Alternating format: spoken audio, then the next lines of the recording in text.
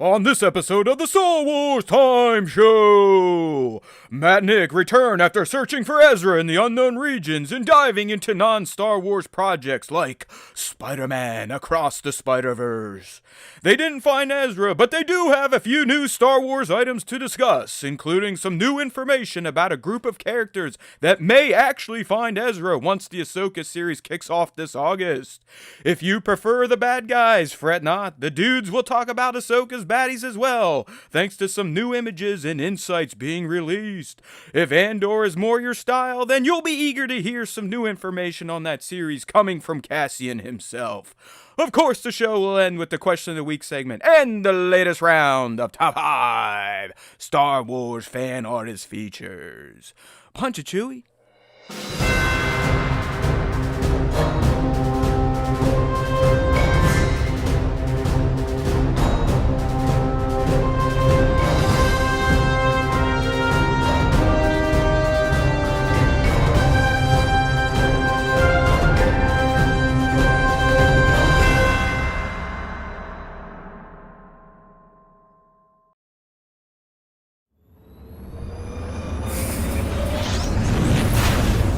Hey, let's watch the intro again because we've been gone for 2 weeks. Hey now, everybody. Woo! Yeah! We're back, and I see we got some of the regulars in here. Some people I haven't seen in a while. Props, my man. It's been a few months. Then we got my boy Joey C, Kingdom of Weird, and of course, it's always a pleasure when Lord Tones can join us, considering his work schedule and that he's across the pond. Well, so is Kingdom of Weird. I just don't know if he has to get up so early. But hey everybody, we're here. We're back. Did you miss us? Did you miss us? Yes, my beard is about 3. I think I'm working on a month maybe. Even got the neck going. I was going to shave before the show, but ran out of time because I had to get my swole on after 2 weeks out at the coast. But it's good to be back. I was talking with Nick before we went live, and I'm like, dude, does it not feel like we've been gone for about 4 months? And 2 weeks, it goes quick in real life, but in Star Wars life, Star Wars time life, it does kind of feel like we just dropped off the face of the earth, which for most of the Star Wars fandom, that's the case because they don't know us, or if they listen to us, I say something stupid and they quit. But for you diehards, it's good to see you back. It's nice to get a bit of a welcoming party here for our return show. E256, talking some Ahsoka, talking some Andor, talking some Jedi Order 66 is a farce at this point in time. I can't wait to get into the comments. Lots of comments on this week's Question of the Week, and I kind of want to talk to Nick about it. Like, could we get too anal on some things that are canon from the OT? Or are some of the commenters correct? Because if you remember, us old school fans, I mean, what does Yoda say to Luke in Return of the Jedi? Last of the Jedi you will be, right? Well, that's not the fucking case anymore, as we found that as the canon has exploded. So this week's Question of the Week definitely caught fire, as they say. But here to go. Yeah, Nick's in the new house, everybody. He has not set up his command center yet. But luckily the cat's there, our mascot. She always joins the show. If you don't pay attention, Nick kind of strokes her Dr. Evil style. But she wants to rub her face all over the microphone, which is why I have to move her. Hey, she wants to participate. She's our, she's like our Fred. I need to train her on the soundboard, and she'll be ready to go and get herself a contract. Exactly. But yeah, hey, we're here. Nick's in his new place. I'm still in my tore up basement. I have 1, 2, 3, 4, 5 hot toys unopened because I can't put them anywhere at this point in time. And who knows if this basement's ever getting done, but the deck's finished. That's great. We got the new furniture in. TV's getting mounted. It's going to become my backyard oasis this summer. So I'm feeling good. Feeling a little fat too. You know me, I kind of like to torture myself, fast and whatnot, but the 2 weeks at the coast, I definitely let myself enjoy life a bit, and probably added a new roll or two. So I got a little more energy than you may be used to. I'm not sitting here half dead in the middle of a fast. But Nick, it's good to see you. I'm glad you made the move. I know you were doing some trips too. And hey, we're here. We're ready to cover the minimal amount of Star Wars stuff that is released in the 2 weeks since we've been gone. just like Howard Stern when he's on vacation. We had a death in the Star Wars family. You know, Ray Stevenson died, which is crazy to think that. I mean, he was just getting started on his Star Wars journey with Baylan Skoll and Ahsoka, just 61, or I believe 61 years old. So that was a bummer. Yeah, he was young. So that happened when we were gone, but that's about it. I mean, outside I don't know if anyone's following the strike, but SAG-AFTRA just voted today to, I believe, go on strike, which would be the first time since either of those groups have done so since 1980. So they have kind of coalesced around the writers, and they're trying to show these studios and streamers that, hey, fuck you guys. Go ahead and use AI for writing, but good luck for using AI for your talent, your actors, so on and so forth. So who knows what that means for our upcoming Star Wars? It sounds like the Acolyte wrapped. I don't know if that means they can work on post. I would assume so. But again, solidarity, you could have people leaving, this, that, and the other thing. I'm sure you read the thing about Tony got called out and he had to leave Andor. So who the fuck knows, Nick? But this thing's looking like it is going to extend possibly beyond the summer. But I think this pact today with the other unions saying, hey, we're going to leave too, may force their hand. Yeah, I think that once the actors strike, it'll end quickly. There's basically no way that you could run any sort of television or movie studio with no actors and no writers. So it was a 97% vote to go on strike from SAG-AFTRA. So like, I'm guessing James Woods was in the 3%. I would assume so. And where's some of the other what's his name? He played Chachi. Scott Baio. Yeah, Scott Baio. And there's another good one there. What's Captain Dan? Captain Dan. The guy who played in Highlander, Kevin Sorbo. Yeah, Sorbo. No, he wasn't Highlander. He was Hercules. Hercules, that's what there's some other like B-level talent that, you know, hey, I don't get jobs anymore in Hollywood because I'm Republican. No, it's just because you're fucking stupid and you have really shitty takes. But here we go. Holy shit, we got Third Door Chaos. Everyone's coming back. Yeah. I mean, I assume now that with the actor vote, this strike will be over within the month. And it is like, I sent this huge expose to Nick today, and I'm guessing he didn't read it. I barely got through it. It was like education, but it's good. If you're into this whole new trend with streamers and how they're essentially make zero money and screw over the creator, so on and so forth. I don't know what site it was, Axios something. They did like a deep piece. It's pretty good. At Vulture, I believe it was. Go check it out for sure. It really explains kind of why these companies are in trouble, because they essentially spend to grow market share without deciding to make money at the same time. So that's why some of this shit's all fucked up and they're trying to rob from the creators. Yeah, it's a real mess, but hey, that's not what we're here to talk about. We could go into we've already done many dives into the whole streaming atmosphere and stuff like that. It all sucks. Just be prepared for lots of shows to leave and other shows to not get made. It's just the new reality has sunk in, and they've all realized we kind of put the cart before the horse, and now we're paying for it, and we're just going to inflict it upon the consumers. Okay, that's how capitalism works. Thank you. Yeah, like Props is saying, lots of stuff in the entertainment industry or cities of the world are getting canceled. I mean, I don't feel too bad for Props and Scoundrel considering all the shit I get to see them do, but they missed out on the Lasso deal. You a Lasso guy, Nick? I mean, I watched Ted Lasso, but I haven't watched the end of season 3. It's fantastic. But anyways, all right, let's get into it. And, you know, it's a little pop culture talk. We kind of ease into the show. Not that we have a ton of meat to chew on today. But if you are in the live stream, or if you want to join the live stream, you can do it. YouTube.com/Star Wars Time Show, 5 p. East on YouTube. Hook a brother up. But you see a graphic of Cal, our boy Cal Kestis. Around here, we call him Mr. Milquetoast. But I may have to change that designation, Nick. I may have to change it. I finally completed the game.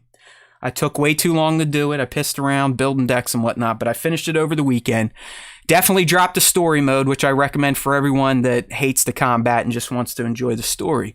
Because after completing it, I can confirm it is a damn good Star Wars story. I would say the big twist, if you have a brain, you can kind of see it coming, but it still kind of hits in a way that's very dark. And really, Nick, that's the theme in general of Jedi Survivor. That shit, it gets dark. I mean, it crosses into the High Republic era, brings that stuff into the OT, and by the end, I'm not gonna lie, I got a newfound respect for Cal Kestis. He becomes more of an engaging character, more of an engaging Force user. You can kind of see how his mind's working a bit and how the trauma of his past has affected what he's doing now. You get to flirt with the dark side a bit. And I like some of the concepts. So I know I'm not trying to sell this to Nick. I know he's going to play it whenever he plays it, if he ever does. But I really, I still think the combat is off for this type of game. Okay, so fuck all you people that think I suck and I'm a big whiny loser. Soulsborne should not be for a Force user with a lightsaber. I'm sorry, it's stupid. The platforming and the over-reliance on crazy long platforming sections like it's a fucking Super Mario game is also kind of stupid. But outside of that, the story is pretty tight. It adds a few new layers to the High Republic that bleeds into the OT. You get a bit more backstory on what was happening on Jeddah before Rogue One type of stuff. So outside of really sticking to just a few planets and not expanding the galaxy in the sequel, Survivor was better than the OG for me, Nick, by the time I got through it. Okay? Nice. Yeah, it's a good story. If anything, man, just find YouTube and watch the cutscenes. Yeah, I may do that because I just started playing Diablo 4, and I'm probably. I know, dude. Well, that's why I had to rap. I had to rap Survivor because I'm the asshole that bought, TOTK. Didn't finish Survivor, and then also from my buddy at Sony got the Ultimate Edition code of D4, and I didn't even play it early. So now today when the servers are getting slammed, I'm like, oh, fuck it, I'll just wait another day. But I had to get Survivor done for D4. You're speaking my language. I'm going to try to do the Steam Deck hack for PlayStation streaming so I can maybe get a portable version of Diablo 2. Yeah, Chaos. I know you're way better at gaming than me. You have more patience than anything else. So I'm not trying to like get accolades for my gaming anymore. So there you go, Jedi Survivor. Great story. I still think the Soulsborne formula is just wrong for this type of game. But that's me. You can go tell me to eat shit. All right, up next, real quick before we get into Ahsoka. I saw this beautiful masterpiece yesterday. That's Spider-Man Across the Spider-Verse, the sequel to Into the Spider-Verse. Essentially the animated movie that showed how varied and wild animation styles can get if studios allow their artists to just fucking go wild. And the sequel essentially follows up on the original, but times 10. It's like it gave it a snort of cocaine in terms of just how wild the different visual styles get. But the movie's fantastic. It's a great middle act in a trilogy. It pays off on the original. It expands upon a lot of Miles' relationships and some of the things he's dealing with as a 15-year-old. And it covers the multiverse, in my opinion, brilliantly with all the different Earths they go to and the spider people, so on and so forth. So if you dug into the Spider-Verse, you got to go see this in theaters. I mean, this is a Dolby Cinema type of event, an IMAX type of event. I think the only thing I didn't love, Nick, is the soundtrack I think's better in the original. And it is a true fucking middle act. Like, it cliffhangs probably harder than Empire Strikes Back. But it has a. I haven't seen the first one. So okay, I figured everyone was in the Inner Spider-Verse because it like changed animation a few years back. But it's awesome. Like it's fantastic, and I cannot wait for March to see the conclusion. Like that's how cliffhangy the end gets. You're like, okay, good guys, things not looking good. Han Solo's captured. The rebels are on the run. They just got fucked up on Hoth. Same type of vibes in Across the Spider-Verse. So check that shit out. Bring a kid if you got one. It kicks ass, Nick. I know it's a cartoon, and you are above that. You need to watch Into the Spider-Verse and then this. I promise you will not be disappointed. All right. Do you have any fun shit you want to share with these people here? I didn't do. For the last 2 weeks, I've been moving into my house, and then I went to my brother's wedding. I didn't do shit. So, no. Go play Diablo 4. I'm level 17 because I've been playing it for... What class? I started with a necromancer. That's what my boy but I went know with. that class is like a little underpowered now. They're already like giving it some buffs. If you had to guess, what class do you think I would gravitate towards? I mean, barbarian. But that's also what I play D3 through as. So like, I think that like, if I don't like really have a fun time playing Necro, I may roll a barbarian. Fuck because yeah, it's dude. also the easiest class to play solo. Yeah, it's definitely the barbarian is like very self-sustaining, so it's a very fun class to play solo, and you can just like solo bosses, no problem. Told you, people. You know, those of you that listen to our Scoundrels of the New Republic, we did get some feedback, Nick. I don't know if you were scanning the socials. Obviously, our diehards checked it out, had some nice things to say. I think they're probably lying, but viewership, we got our usual, 8 to 10% of our total subs watched it. So I don't know. I think we should keep doing it. We actually, I think we're going to try to do something this month, right? Next 2 weeks, record episode 2. If once Nick gets settled down and he can dungeon master himself. But I don't know. Like I said, the feedback I got in Discord and some YouTube comments, it seems like they dig it, okay? If anything, it's nice filler content from when our dumbasses can't speak live. So I say we keep at it. It motivated some art generation. Our boy Trevor, I don't know if you looked in Discord, he mid-journey some art. If I was smart enough, I would have just shared it with everyone today, but I forgot. So fuck off. But I don't know. We'll try it out. If you haven't checked it out, we released both of our episodes. I think Nick would agree. You may be better off kind of doing it episode 1 than listening to the prequel, episode 0. I don't know. What do you think's the better delivery? We released 1, then 0, so that's why I said it. But do you think they're better off starting with Phantom Menace and then getting into Attack of the Clones, or what?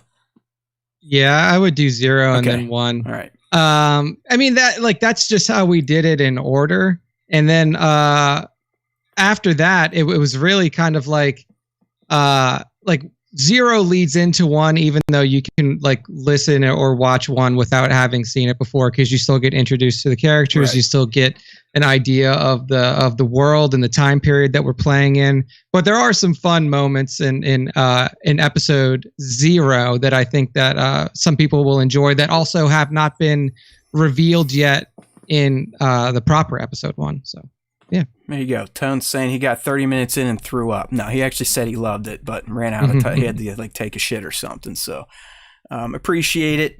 Like I said, it's a work in progress. Nick is the only one with any sort of experience. Trevor's got a little bit, maybe too much, maybe too little too much, if that makes sense. I'm clearly the fucking wild person, but big surprise.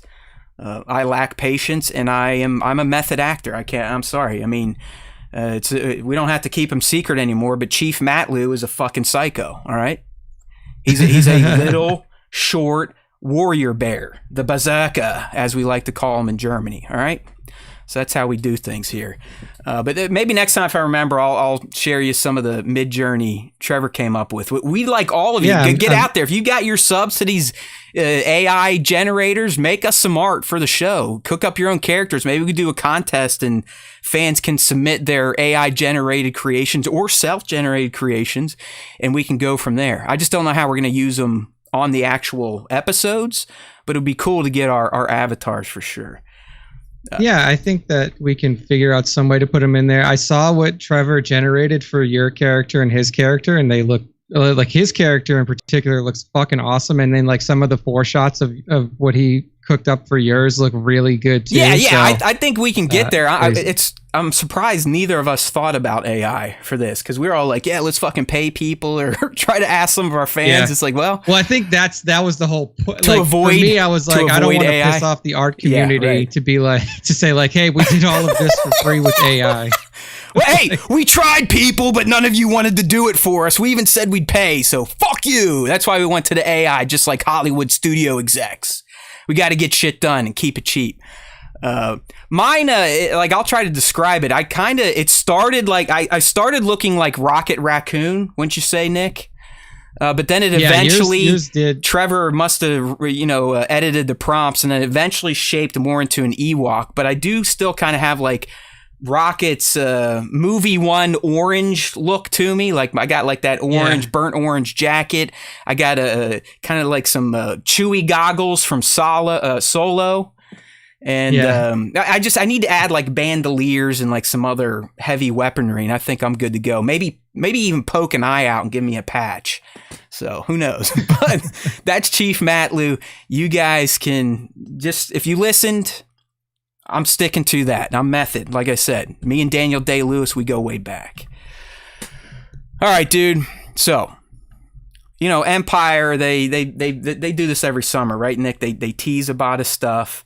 Oh, that's right. Tones did one too, and I think he gave me an eye patch. Shit. Forgot that. Sorry, Tones.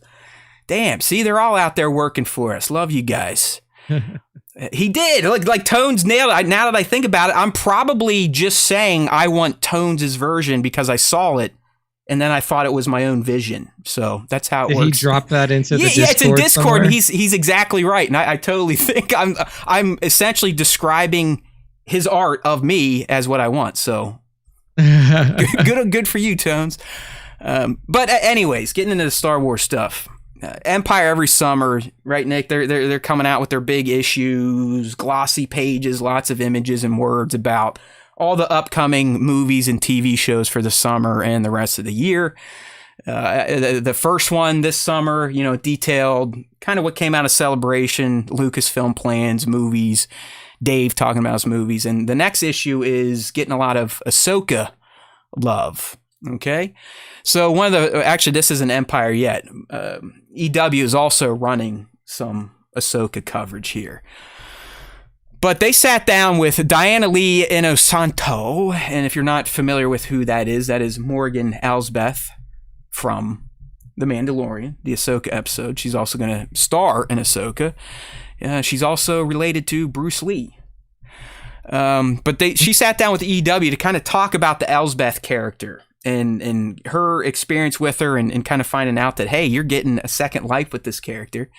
Because as you'll see in this article, Nick, she didn't even know her character's name until she watched the episode. Like, that's how kind of blank canvas Morgan Elsbeth was in The Mandalorian for that. But she has worked with Filoni to kind of come up with a backstory for Elsbeth. And I do think some of it kind of lines up with some of the rumors we've been hearing, mostly from MSW. But she's describing that Morgan has become quite the manipulator in life because of some things that have happened to her. She says, the beautiful thing was, Dave was always there to assist me on what her backstory is. She's quite the manipulator, and we all know she's cold-hearted. But this is a character that is truly dedicated and loyal to Grand Admiral Thrawn, and there's nothing getting in her way. Okay, we know that, right? That's nothing new. Yeah, pretty obvious from the kickoff. Yeah, I mean, she was raping a planet for him, like literally ripping its resources out for him. So we got that. So obviously she doesn't give us many details, but she does tease that in Ahsoka, we are going to learn why Morgan Elsbeth is the way she is. Okay. She says, what I really love is that we are going to get into her backstory. I'm just thrilled and excited, and I think the fans are going to be quite fascinated and pretty happy about this. So when you make a statement like that, Nick, it could just be complete pomp and circumstance bullshit, right?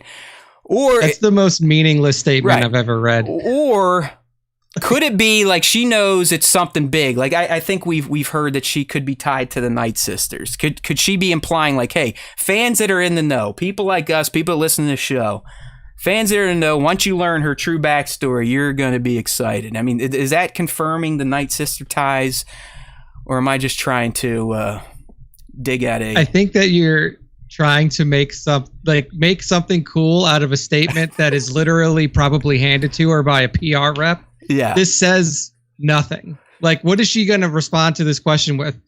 Her backstory's kind of all right, I guess. I don't know anything about it. I hope the fans like it. Like, of course she's going to say it's really cool.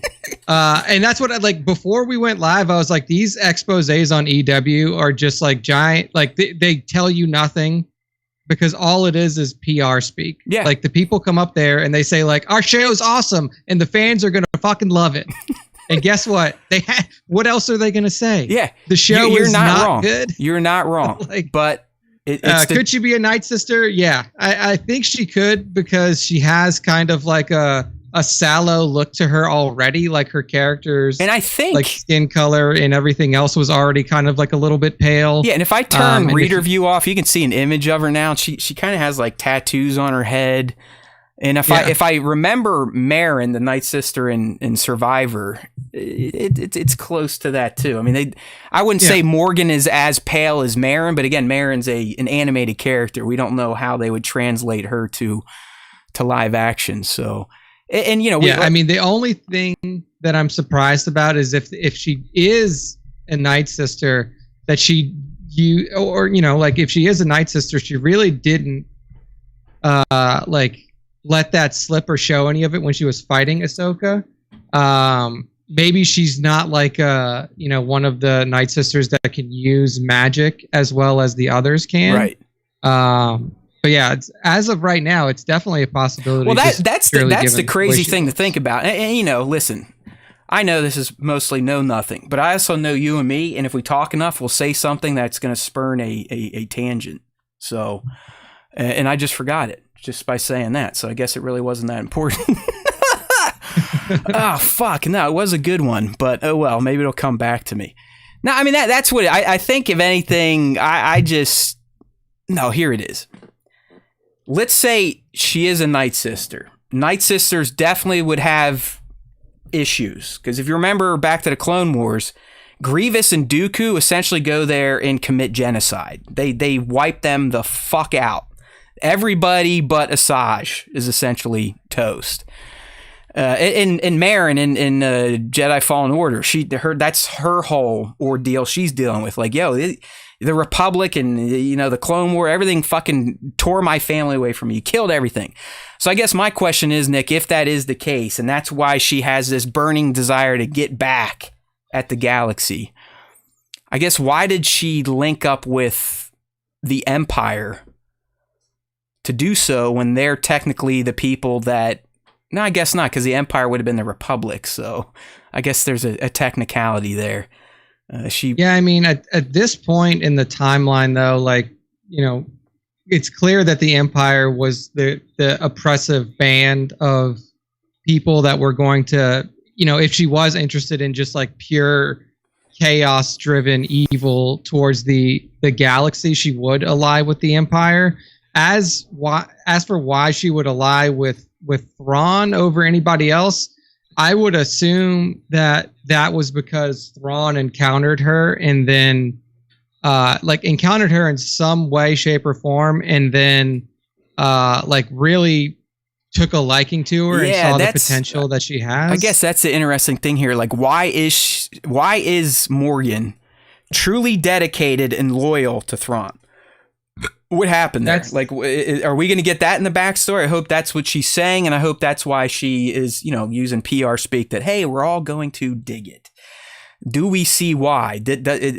Was Thrawn? No, he wouldn't have been around when Dathomir was wiped out, right? Because that was during the Clone Wars. Was he ever in the Republic, or did he just come? No, he was. Well, didn't him and Anakin get into some shit, or didn't they go on some missions? Him and Anakin were linked up for a single mission when he was still a part of the Chiss ascendancy, when they like both had okay, like, so I guess ran into each other on Batu. Right. Like that was a part of one of the Thrawn novels. So Thrawn was not attached to our galaxy at that point in time. No, yeah, he was still like he had passing business through Batu, but he was not like a part of any sort of like Republic like attaché or something like that. It was purely like they were just in the same place at the same time. Got you. Yeah, so like in terms of how she would have come across him, I mean, it's very possible that is it a save? Like he almost has to save her or her family or something to develop that type of bond, right? Yeah, I was gonna say like the thing that I would guess is that like if her history was as a Night Sister, then she was probably looking for revenge on whoever did this, and then maybe that's how she came across Thrawn, is that kind of like took her into the Imperial sphere after she like did some tracking down of like, oh, who perpetrated this? Oh, it was this, you know, Grievous and Dooku people. They were a part of the Separatist movement. But you know, and then that kind of leads her down like a whole fucking train that leads to the Imperial side of things post fall of the Republic. So there's got to be some sort of encounter. I don't know if this was ever brought up in the books, in like the I guess you would call it like the Thrawn Ascendancy books, because I didn't read all of those.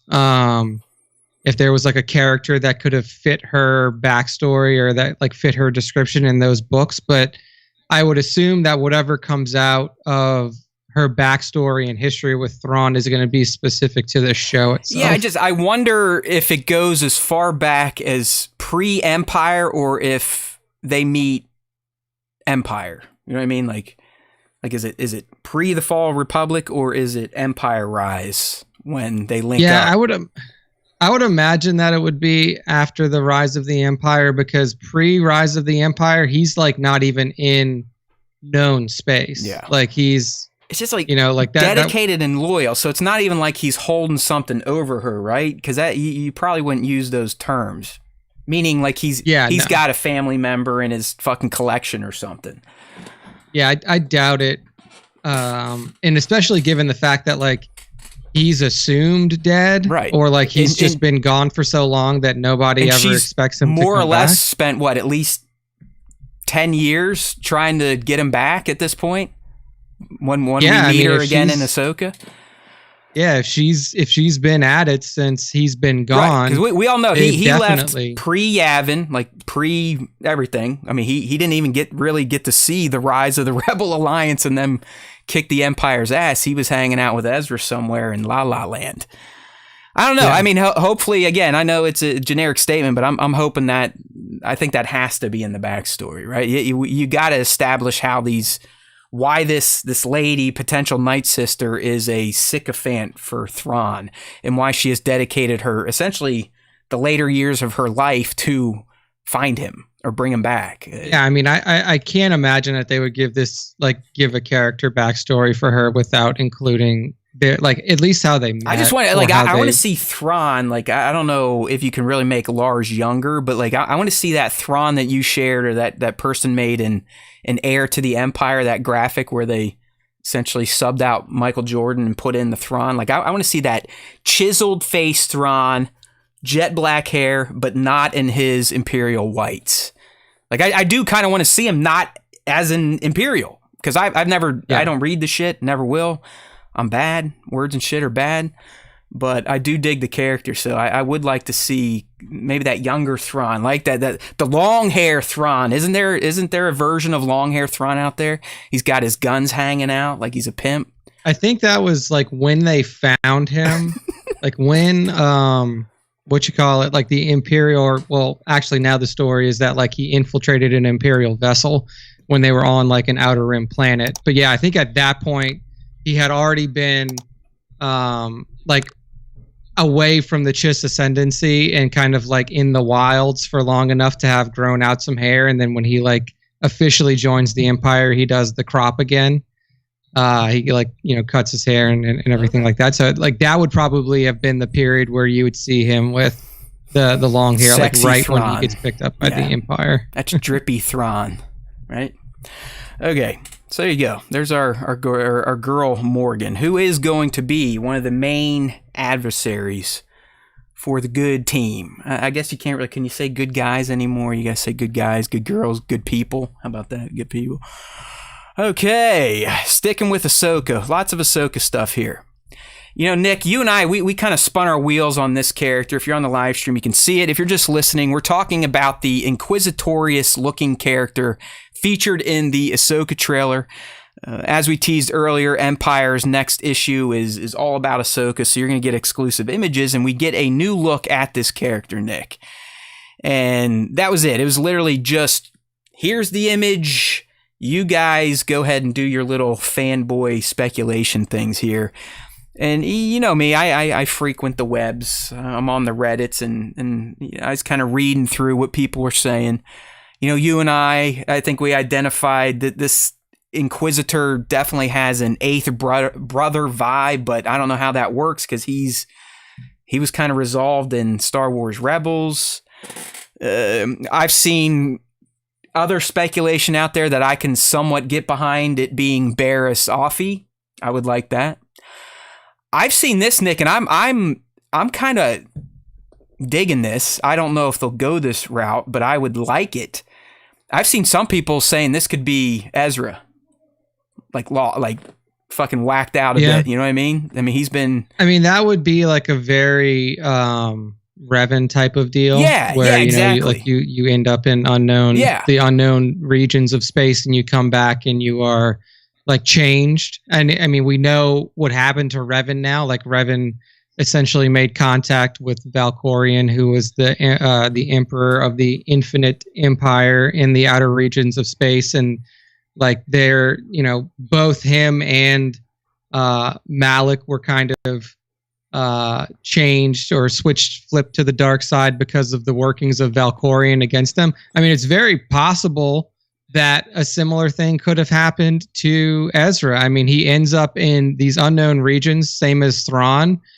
They could have encountered, you know, corpsey Palpatine out there. It's very possible. We know that Palpatine essentially transported his essence to Exegol, which was completely unreachable until the sequel trilogy timeline, where we see, you know, the entire, I guess you would call it, the Resistance fleet make its way there in Episode 9 and stuff like that. And there was very limited access to Exegol before that. So it's possible that something, you know, what happened to Thrawn could have happened to Ezra. Well, I mean, we've heard rumors, leaks, who knows what the fuck. I tend to believe MSW, but we've also heard that there could be some arcane shit happening in this part of the galaxy. You know, resurrections, different uses of the Force used in a different way, Night Sistery type of magic. So, I mean, he could be being influenced by another being, brainwashed almost. You know, Props is in here saying, ugh, fan speculation is the best. I wish they listened to us more. So I don't think he knows much, but we should all get used to this. A lot of times our canon isn't going to hit, so I don't think it's going to be Ezra, but I dig that. I would dig it. I think it would be risky, it'd be ballsy, it'd be cool. Yeah. I also I think the Barriss take is quite poignant too, because she is technically unresolved. I mean, her fate is unresolved. I mean, the last we see her, she gets locked up in Jedi prison in the Clone Wars when Ahsoka decides to leave the Order. And she clearly had beef with the Jedi, and she was she was definitely trending dark. So she would be a nice callback. It's in Dave's wheelhouse. It comes from his animated playground. So I would dig that one too. Yeah, I mean, I think that those are the two best options. Obviously, you still have the option of brand new character. That one, and there's one more, Nick. Can you guess the one more that fans were speculating on? It's fairly deep. But if you think about like dark side users that we've come across in various mediums, could you potentially pick them out? I'll give you that. It's a male. Star Killer. No, that would be terrible. That's why honestly. that was like the hardcore fanboy girl pick. I agree. Like that would be, that's a little too deep. I mean, if they want to call him Galen something, maybe. But if it's a new character, but I just if Witwer pops out that costume, he's like, okay. I mean, I would love to see Sam Witwer in live action Star Wars for sure.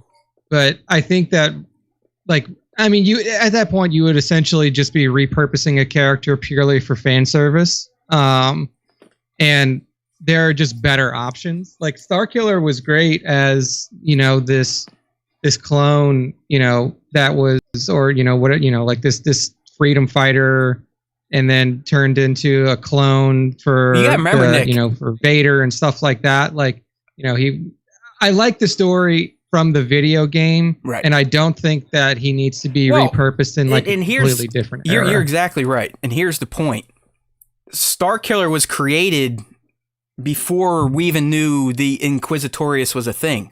Like he was Vader's secret Inquisitor before Vader had Inquisitors. Yeah, his little I'm apprentice. Yeah, I'm with you, dude. Like, just let him be legend at this point. Just let him be in the legends. Don't need to recanonize him. I love the story of Force Unleashed, the first one, and how he eventually woke up and started working with the rebels. That shit was fantastic. Yeah. It was like at the end of that game, you find out that like he was one of the founders or helped to found the Rebel Alliance. Because he meets up with Leia, and isn't Mon Mothma there? And like the final mission, he's in his whites and he dives in, and you go fight with Vader and Palpatine. So yeah, exactly. So I understand like the desire to bring that character back because he was super popular, and then obviously people are huge fans of Witwer, and Sam is always happy to lend his talents to the Star Wars universe, whether they be voice or whatnot.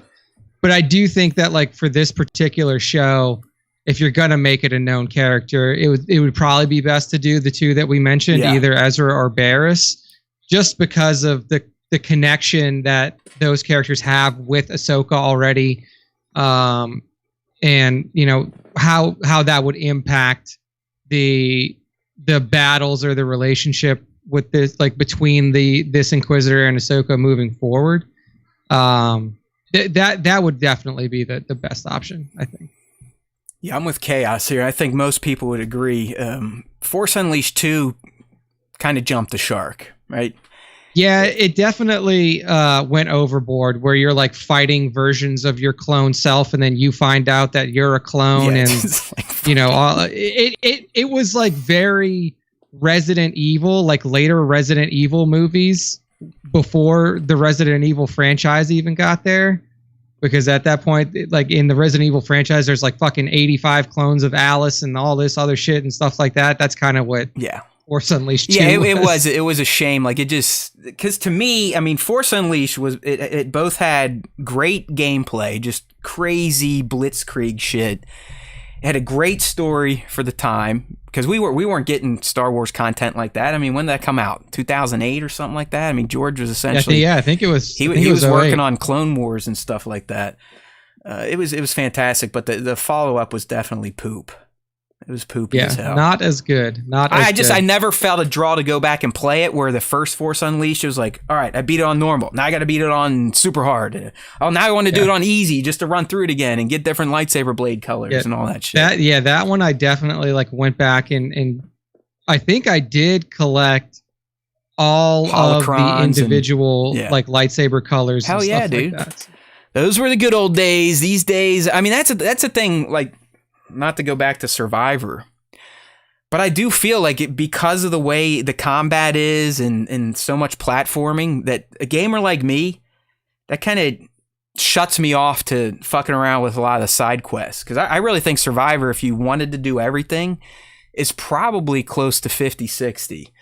If you just stick to, the nuts and bolts, I'd say it's about a 20er, which is still fine. I mean, that's still a good length.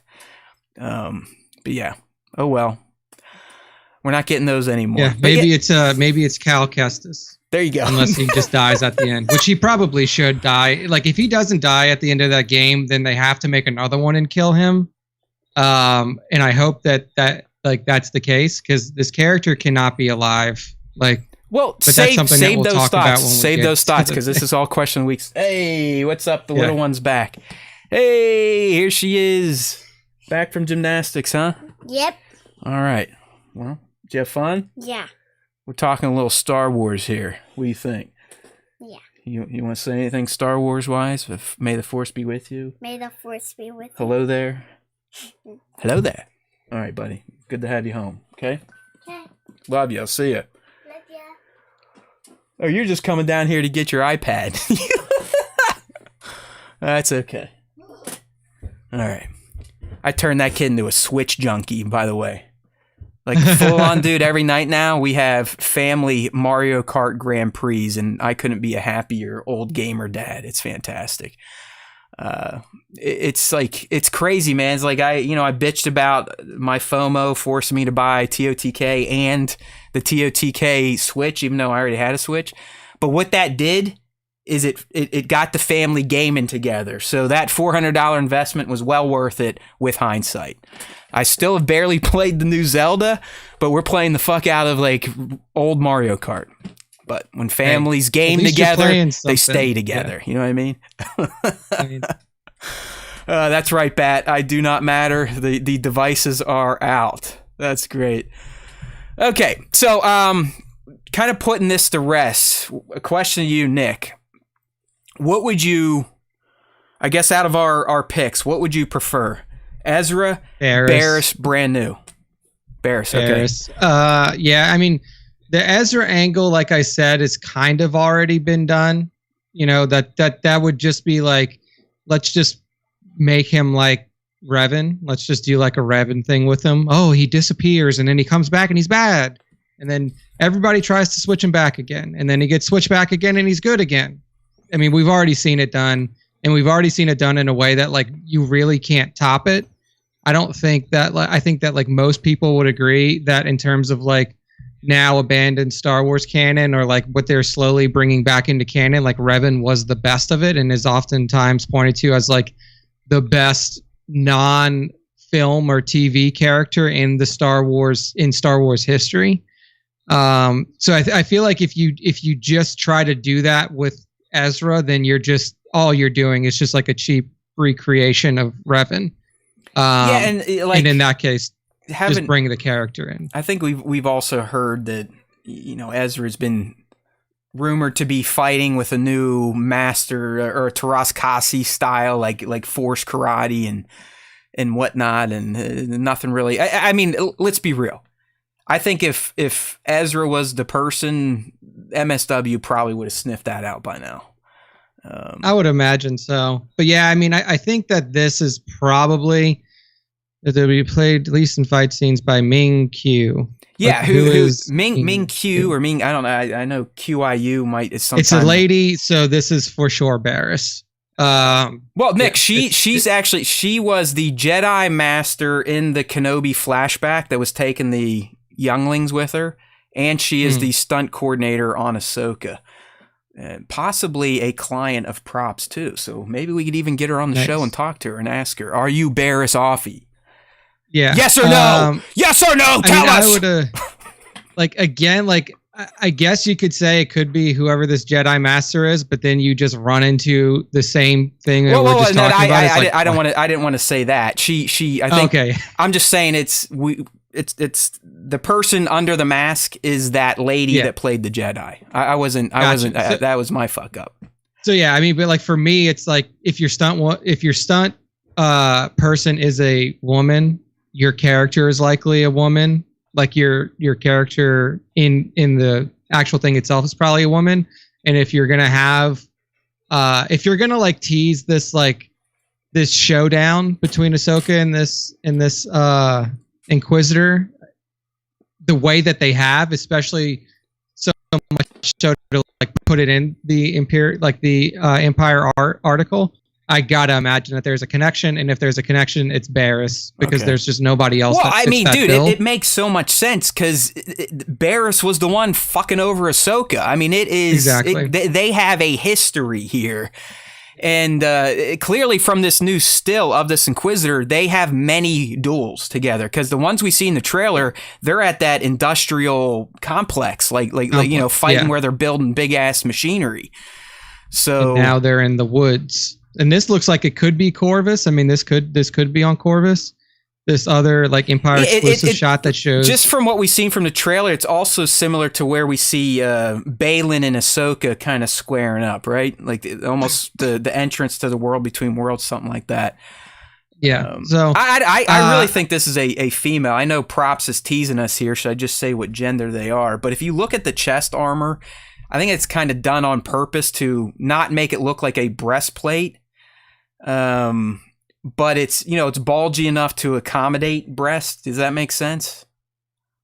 Or am I crazy? Yeah. I mean, it's a woman. Props doesn't have to tell us. It's a woman and it's Barris. That's who it is. Yeah. Take it to the fucking bank. Listen, we at least know it's a woman playing it in real life, because at Celebration they literally showed Ming, I believe, in the costume, like in behind the scenes type of stuff. Now, that doesn't mean if they take off the helmet, it's going to be Ming. It probably won't. It would be an actor. No. But during the fighting, I believe it is Ming, at least the action scenes we've seen from the trailer. So, I'm going with it's a female, and I do like the Barris angle. But listen, anytime we've come up with good ideas that make complete sense and tie canon together, they don't play out. So don't get yourself worked up about this type of stuff, because the rug more than likely will be ripped out from under your feet, and we'll learn that this is just like some no-name bum that doesn't like orange. It's another people. Jedi who survived Order 66. Now a bad guy. Yeah. Oh, yeah, there you go. Really? Chaos is saying it's not a sand planet, so that should count for something with Nick. And I think Nick's very excited. Yeah.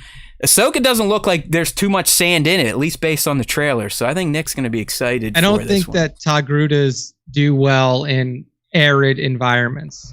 So maybe she stays away from those planets. SW Props said, exactly, you hit it on the head, Matt. I don't know which one I hit on the head, but I'll take it. I always love winning, so thank you. All right. Excellent. So continuing on here, we got some new stuff in here.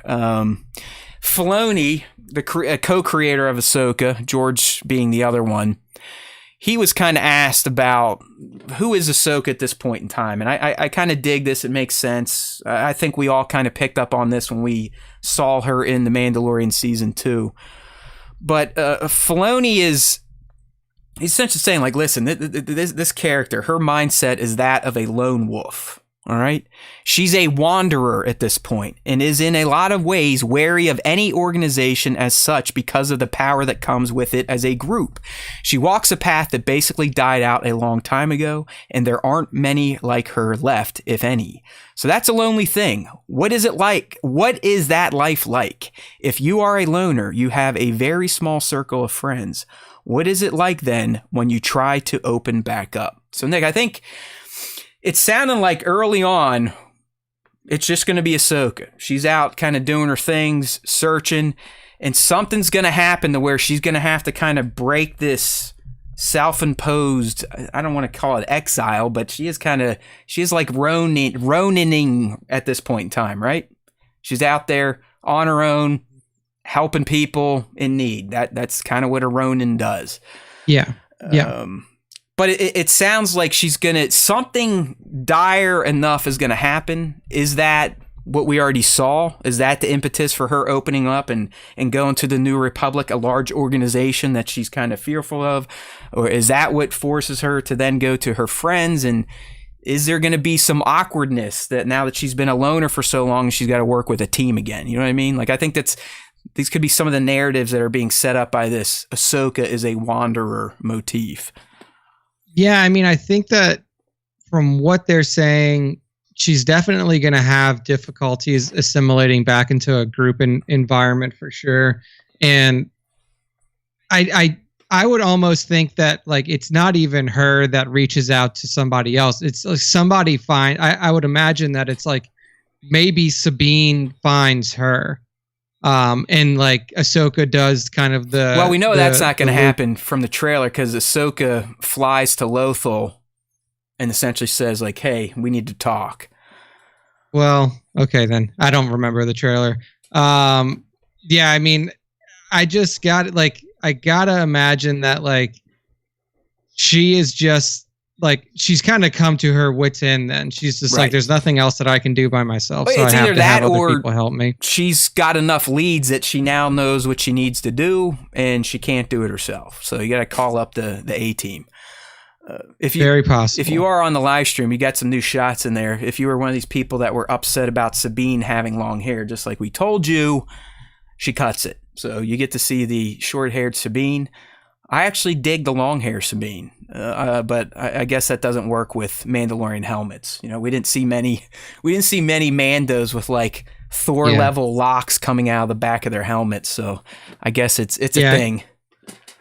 Even what you call it? Even Bo-Katan had to keep it. Yeah, she keeps a kind of bob, right- brother. She's right got a above bob with shoulder. that forehead producing headband. So yeah. But I dig this Sabine. I think Natasha looks great as live action Sabine. You can see some tweaks on the helmet there. It's definitely not the same style, but her armor is close to what you remember from the series. And obviously Rosario looking fantastic. I guess I never realized that her and I are like pretty much the same age. I'm a loser. Hey. She's Ahsoka. Okay, that's how life works out sometimes for you younger fans. You can be almost 43 in your basement talking about Star Wars, or you can be 43 playing Star Wars. So make the right choices in life, my friends. Okay, so moving right along. Dave kind of touched on this thing that Nick and I have talked about. We've talked about this stuff, and how much you really got to dive into the past of the Rebels to kind of catch up the non-Star Wars fans that pass on that type of content. Like how are people that don't know about the Rebels, how are they gonna process them in Ahsoka? So Dave says here something. Oh yeah. The biggest challenge was there's a whole bunch of audience that know her and a whole bunch that don't. Talking about Ahsoka, that is. I don't. Who could that be? Who are in the don'ts at this point in time? Like who just goes? A majority Yeah, of Star Wars even fans. then, they probably watched The Mandalorian, right? Or why would you just go, hey, I've never seen this orange-faced girl. I don't know her name. Now I'm going to tune into the series, right? Yeah, I mean, you would have think they at least have seen her from The Mandalorian. Or why are you watching Ahsoka? I think that's what he's saying though. Is like there's a whole bunch of the audience that know who she is, like who she is as a character. Like as Ahsoka and like her backstory, and there's a bunch of people who only know her from like the Mandoverse. Oh, this is just that person from You're the right. Mandalorian. You're right. I'm stupid. You're right. Wow. Okay, so yeah. So the biggest challenge was there's a whole bunch of audience that know her and a whole bunch that don't. She has one foot in the Star Wars. I like that. 1 foot in the Star Wars. Dave's such a Mac. That a lot of people know because of her connection to Anakin, and yet she's all new and can go in her own direction in her own way. I think that makes her an interesting bridge between what came before and what's really possible. I mean, we're getting the Anakin touching, right? I mean, is it going to be a flashback, or do you think they force communicate at this point in time? I would hope that they force communicate, because I think that is like if they rely solely on flashbacks, I think that may be a little like, I don't know how helpful that would be towards Ahsoka. Like, let me put it that way. Like, there are a lot of like positive lessons that she learned from Anakin, but ultimately Anakin like broke her without any sort of like communication after in Force Ghost form, like tried to kill her and really fucking abandoned her. Like, right. So I would lean towards that this is like a Force connection. And they can communicate via the Force now that he's like, ascended and he is a full Force Ghost now. I'm greedy, right? I would like a little bit of both.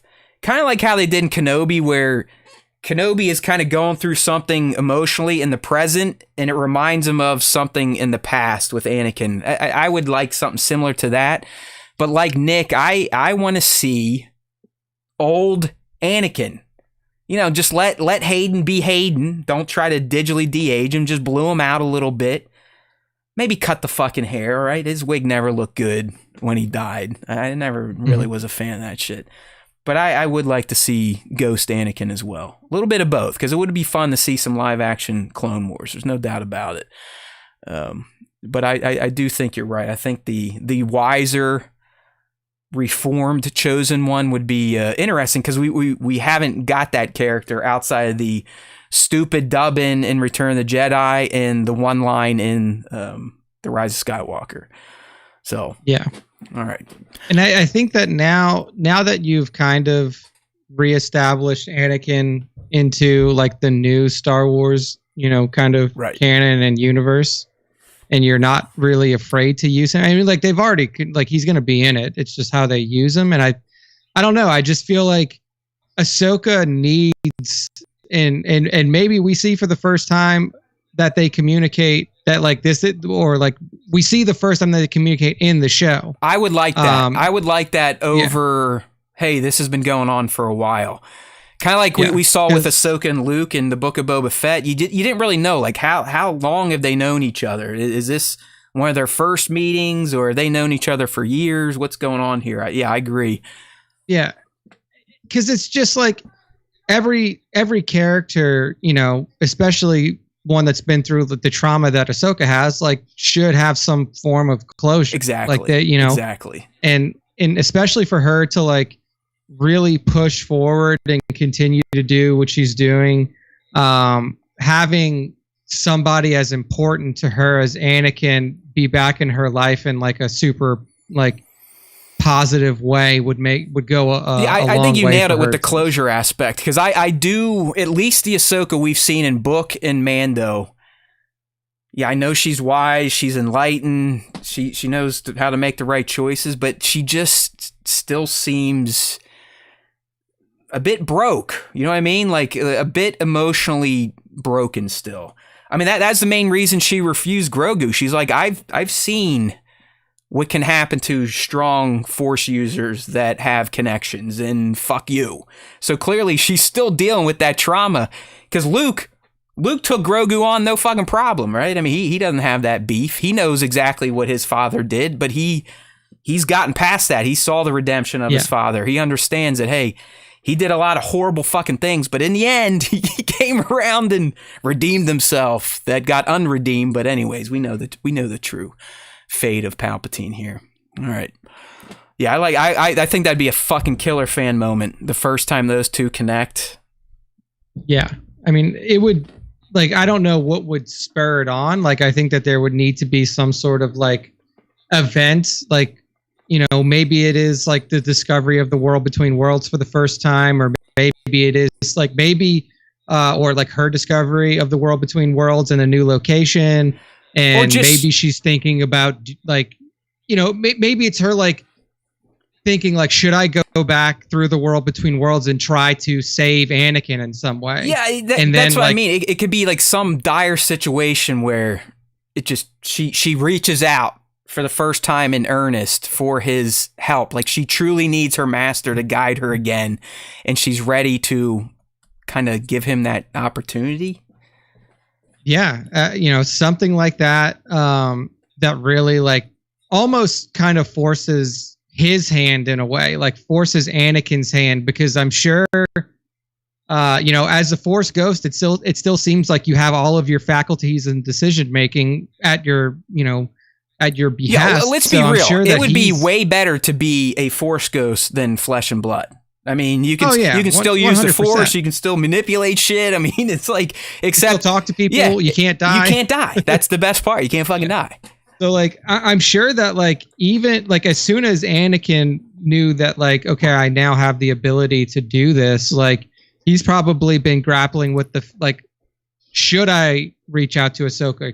Can I even reach out to Ahsoka? Is that connection even available to me? And if it is, like, when is the right time to do it? Because of anybody that was in Anakin's life, it was probably, and we already know that he reconciled with Ben immediately, because we see the two of them together at the end of Return of the Jedi. So like, almost as soon as he went down, him and Obi-Wan were okay again. But like, he, like, in terms of the people that were close to him in life, the one that he wronged the most is Ahsoka. Like, not only did he essentially like towards the end of their time together, like he actually believed when Barriss was putting on this whole fucking dog and pony show, like he actually believed at some time that Ahsoka was the one who could have like, you know, I kind of want done what they were saying she was doing. You said like, something. I'm going to put it. I keep a note for a rainy day. It just random show topics for rain. It's literally called for rainy days. I do want to have a deeper dive on who did Anakin fuck over more, Ahsoka or Padme. I like that, but we'll save that. Yeah, I mean, because Padme, like, to me, it was like he failed Ahsoka on multiple levels, and like essentially, like, just threw her on a path that put her in a position to where she could never be who she was meant to be in the universe, like, or in the galaxy. Yeah, like, that's an interesting way to think about it, but you are correct. And like with Padme, it's equally bad, but I mean, technically, I think kills her. Yeah, I mean, with Padme, I think that like there was like she knew that there was something wrong with him already. Like she knew multiple times she had tried to talk to him about it. Like she knew she had to see it for herself, though. She couldn't believe old Ben. She had to see it. She knew that this was happening, and I think that like it was almost like she chose the path that she chose, knowing that it could end the way that it ended for her. I think that there was a choice in front of her. Obi-Wan literally told her, like, "Hey, this is the deal. If you go over there, you're probably gonna die." Yeah, she got herself got. You're right. She got herself got. Like she made that choice, and I don't think that Ahsoka was ever put in a position to make a choice about Anakin. It was always forced on her. Like whether it be, you know, like the only choice that she really made was to like self-exile after everything that went down. It's like you said. I mean, Anakin was like the last to not believe her, but early on, I mean, obviously Mace Windu, he's the biggest cocksucker on the council. Yeah. Yoda didn't believe her. None of them did. Anakin held on the longest, but then even he was a little like, eh. So you are right. I don't know. Maybe we can take this off the rainy day list, but it is an interesting random thing to think about in Star Wars canon.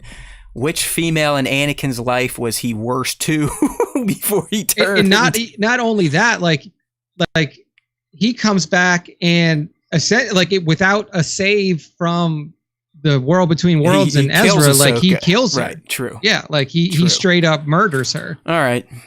You sold me on that. He was shittier to Ahsoka in the long run, even though he murdered Padme. But maybe that was better. Like it's you are Padme right. Died of a broken heart. Right. It's her trauma with Anakin was quick and sweet. Right. Ahsoka's has been lifelong trauma. So I give you that Drawn win out. For sure. And yeah, I mean, I think that like in what also came of the you know, like the Padme stuff is redemption through their children in a way, like towards, you know, obviously not really through Leia, because he didn't really give a shit about Leia until he found out about her 15 minutes before he died. Sister. But, yeah. Obi-Wan. So like, but you know, at least something came out of that relationship with Padme that ultimately pulled him back towards the light in the moment that mattered most. Yay. I'm in, dude. You got me. That was great. I was like, you should fucking dissertation that shit. Okay. I like that. This was kind of fun. This is a know nothing here, but you know, Dave and George co-created Ahsoka, but Dave's been the only one to kind of handle the character once George sold. So they kind of asked him like, hey man, are you a bit nervous about kind of showing the maker here what you did with his character? And he said, it's almost like when you turn in a big paper at school. It's like, here it is. So I wonder if George has seen a rough cut. I read something this week. George was actually responsible for naming Axe Woves. He was on set one day. He's like, "Hey, you should call one of these Mando's acts." And they're like, yeah, "Okay, you got it." And there you go. So, and he was actually there when they filmed the fight scene with Ahsoka and Morgan. So he does show up. I wonder how much Dave actually tries to still maybe feed George stuff or maybe pick his brain, or if he does it all. What do you think, Nick? Do you think they go out for coffee every once in a while, or is George like, "Hey, what, man? I'm only going to hang out with you when you can get me in the cool shit over at my old company"? Oh, I mean, like I have to imagine that Dave and George have like a almost, like a pseudo father-son relationship at this point. And I'm sure that Dave uses George as a sounding board. I wouldn't say that he would like take advantage of it, but I do think that like when really big things are like up on the writing block, he probably calls George and just says like, "Hey man, I'm kind of at like a crossroads here. This is what I'm thinking. What are your thoughts?" I have to imagine that they have that kind of relationship, and I doubt that George does that for anybody else. Like I doubt that if dude, if I think John, George talks to Kathy and Dave. That's it. I think he hates everyone else. Maybe John, he likes John a little bit because he hangs out with Dave. But I'm pretty sure at this point, George likes no one at Disney outside of Kathy and Dave and maybe John. Yeah. So, I mean, I would imagine too that like he may have given some input on this show or like given some like potential thoughts on direction. That's for what characters. I wonder, like, if he got anything in. You know what I mean? Like, Dave, I'm sure. Do this, or Dave, you said this, and this, but you need to do that. You know what I mean? Like, I wonder, or if they would ever talk about it in the Behind the Magic or whatever the fuck those things are called. I think that like it's highly likely that this particular show was influenced by George Lucas more than previous ones, just because of the connection that he has to the character. I will say though that like I've always considered Ahsoka Dave's baby, just because like the whole Clone Wars was Dave's baby. Like, George cooked it all up and brought Dave in to help him execute. But George is credited as the co-creator. Oh yeah, definitely. Like he's the co-creator. He's the brainchild of it. But like, do you think like I don't really think that I think that like by the time season 1, like the movie and season 1 were over, George took his George role and then Dave did almost everything. Yeah, I don't know. That's interesting. There were like broad strokes. I don't know. Like you were obviously younger when the prequels were coming out, and then when the DVDs and the Blu-rays, and you'd get all those behind the scenes, and I just see George work, and it seems like he is in it to win it. At all levels, in every department, he's coming through stamping shit. Yes, no, fuck you, you're stupid. I'm George, name it, Billy Bob, Joe Blobius. I do think that like he had like the stamp of approval for sure. I still think that was it, but I think that the large majority of the storytelling, like in the writing, was like that was Dave. I think that like, and I could be wrong, but this is just my opinion, that like Dave was the one who was spearheading all of that, and then George came in and gave his 2 cents on stupid character names and stuff like that. Maybe that's why the Clone Wars gets better as it goes on, because George might have started working on his Underground series while Dave was kind of given more control of the Clone Wars. Hey, you never know. But the Clone Wars that George definitely had a heavy hand in are the most critiqued. The movie and then season 1. So you never know. God bless the maker, right? God bless the maker. Okay.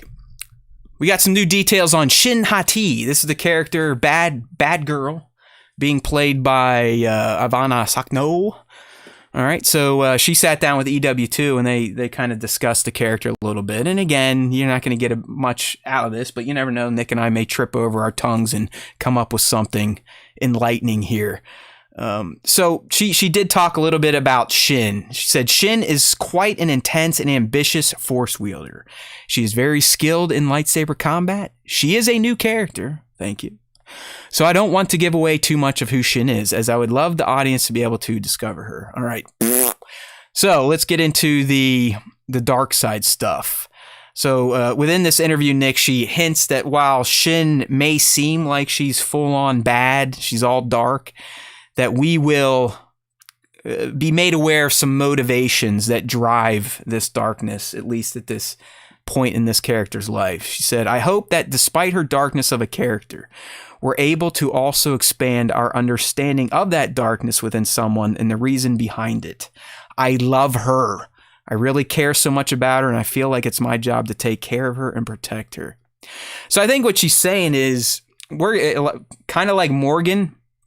We're probably going to learn about something in Shin's past that has sent her down this path of darkness. And I'm just taking guesses here because she is so young. She's clearly much younger than Baylan, the character played by Rey. I'm wondering, Nick, if she's obviously a Force user, so she might have been on the hidden path. And we just learned today that Baylan was definitely a Jedi that survived Order 66, but he went on to become a mercenary. So I'm thinking the things that kind of drive her down this dark path are probably the loss of her family due to her being a Force user, her being kind of ushered away and hidden for the earlier parts of her life, and linking up with a Jedi that becomes a merc. That's obviously going to shape your worldview. So that's my guess on why she kind of gets dark here. Yeah, no, I think that makes a lot of sense. That's kind of how I was leaning to, is like definitely like some family, like loss of family trauma, something like that. Especially like you said, given her age, like she is younger. She's not old enough to be another Jedi who survived Order 66. She's probably one of the people who was ushered along the path and then had casualties because of that. So yeah, I mean, like it's obviously when anything like that happens, like some serious stuff goes down with the loss of family, you're going to have a darkness within you. And then when you are exposed to somebody who essentially has the power that you have, but just at a completely different level because of training, because of honing skills, and because of just like knowledge passed on from his time actually training with other Force users, like you're going to attach yourself to that person because you don't know where else to go. And I think that like the exploration of a character like that is, we really haven't seen a character like that yet in Star Wars. There probably were a lot of them. There probably... You know what, Nick? Sorry to cut you off, but you could argue if this plays out the way it is, it could be very similar to Starkiller, right? He was taken by a Jedi that survived Order 66. He's being trained, but then Vader showed up and kind of took the reins. And look, Starkiller started training with, I forget his name. It's escaping me, Jodo or something like that.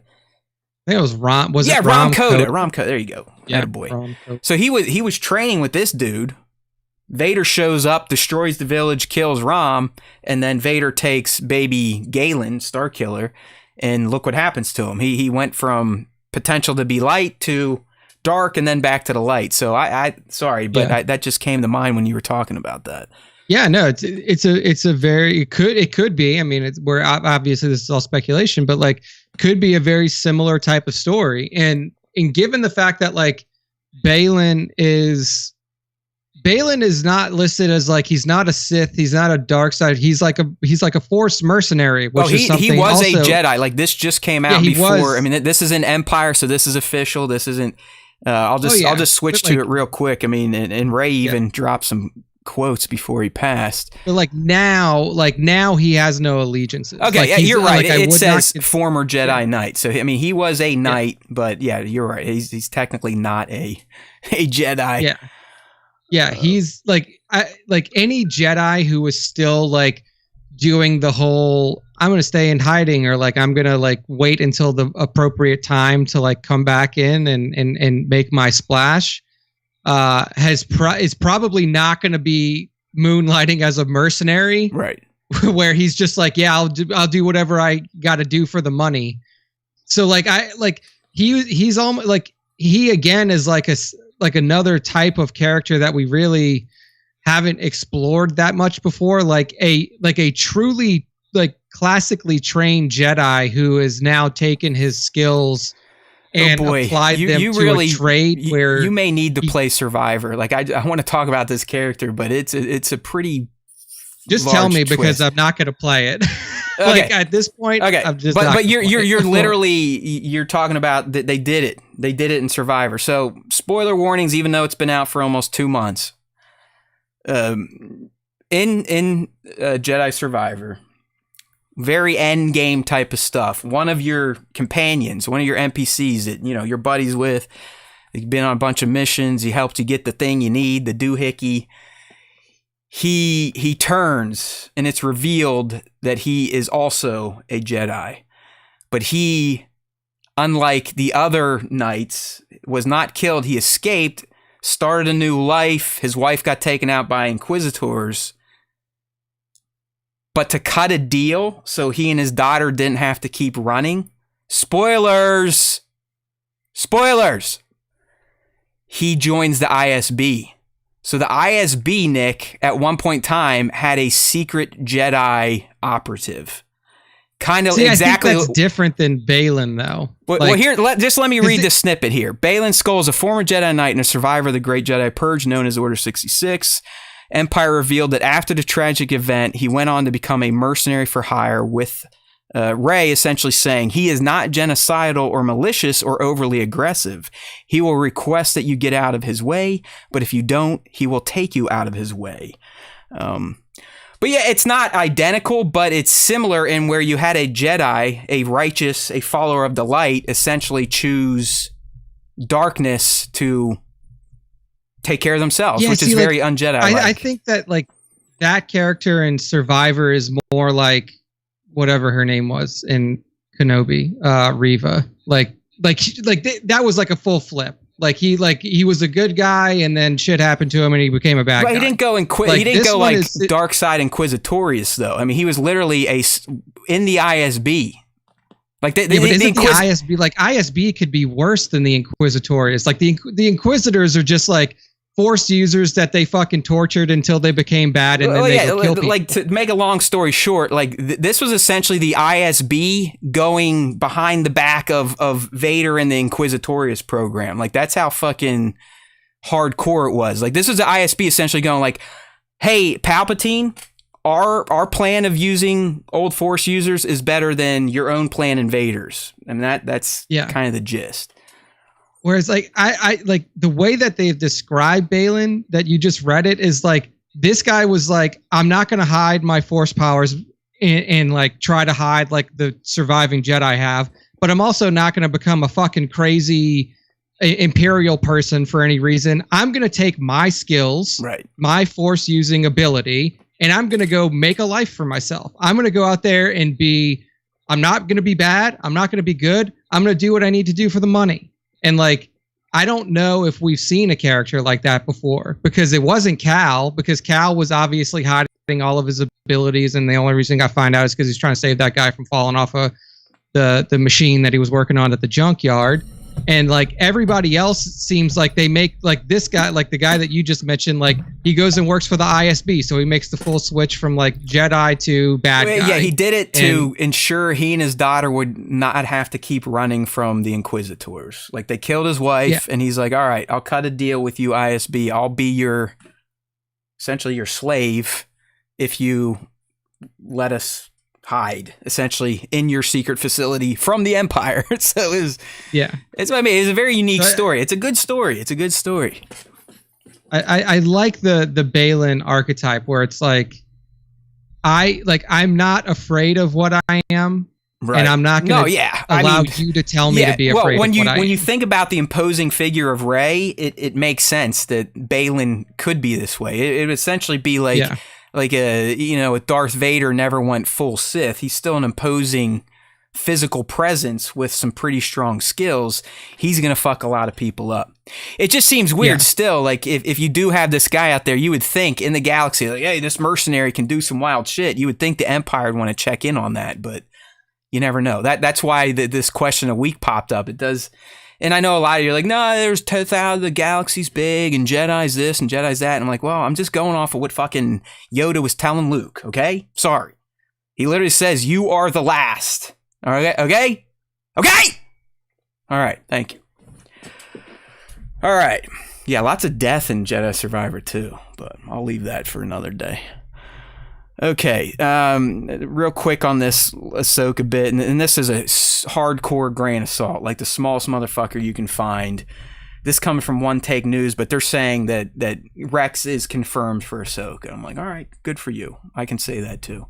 I mean, I think that would be a good move. I mean, a lot of people were surprised that he wasn't in, or Cody wasn't in Kenobi, and that Rex wasn't in Kenobi. So yeah, I mean, Rex in Ahsoka makes 1,000 times more sense than a lot of these other fan plots we've tried to cook up, because, I mean, look at their bond.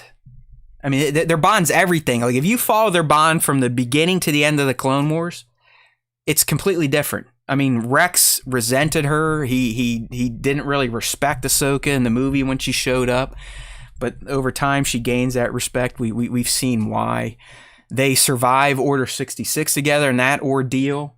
Who does she take the rebels to when they need assistance? The old clones. So she's clearly has, stayed in touch with Rex, Gregor, and Wolf. So yeah, it would make sense to check in with the old guy. But this is another one where I just don't let it affect your overall take of Ahsoka if it doesn't happen. Yeah, your enjoyment of the show. Right. Yeah, I mean, it would fit well if they did it, but I don't think that it's necessary for the show in general. No. Especially, like, you have to remember too that, like, I mean, this, if it does happen, it may happen in a flashback. Rex is old as fuck, especially, like, he is.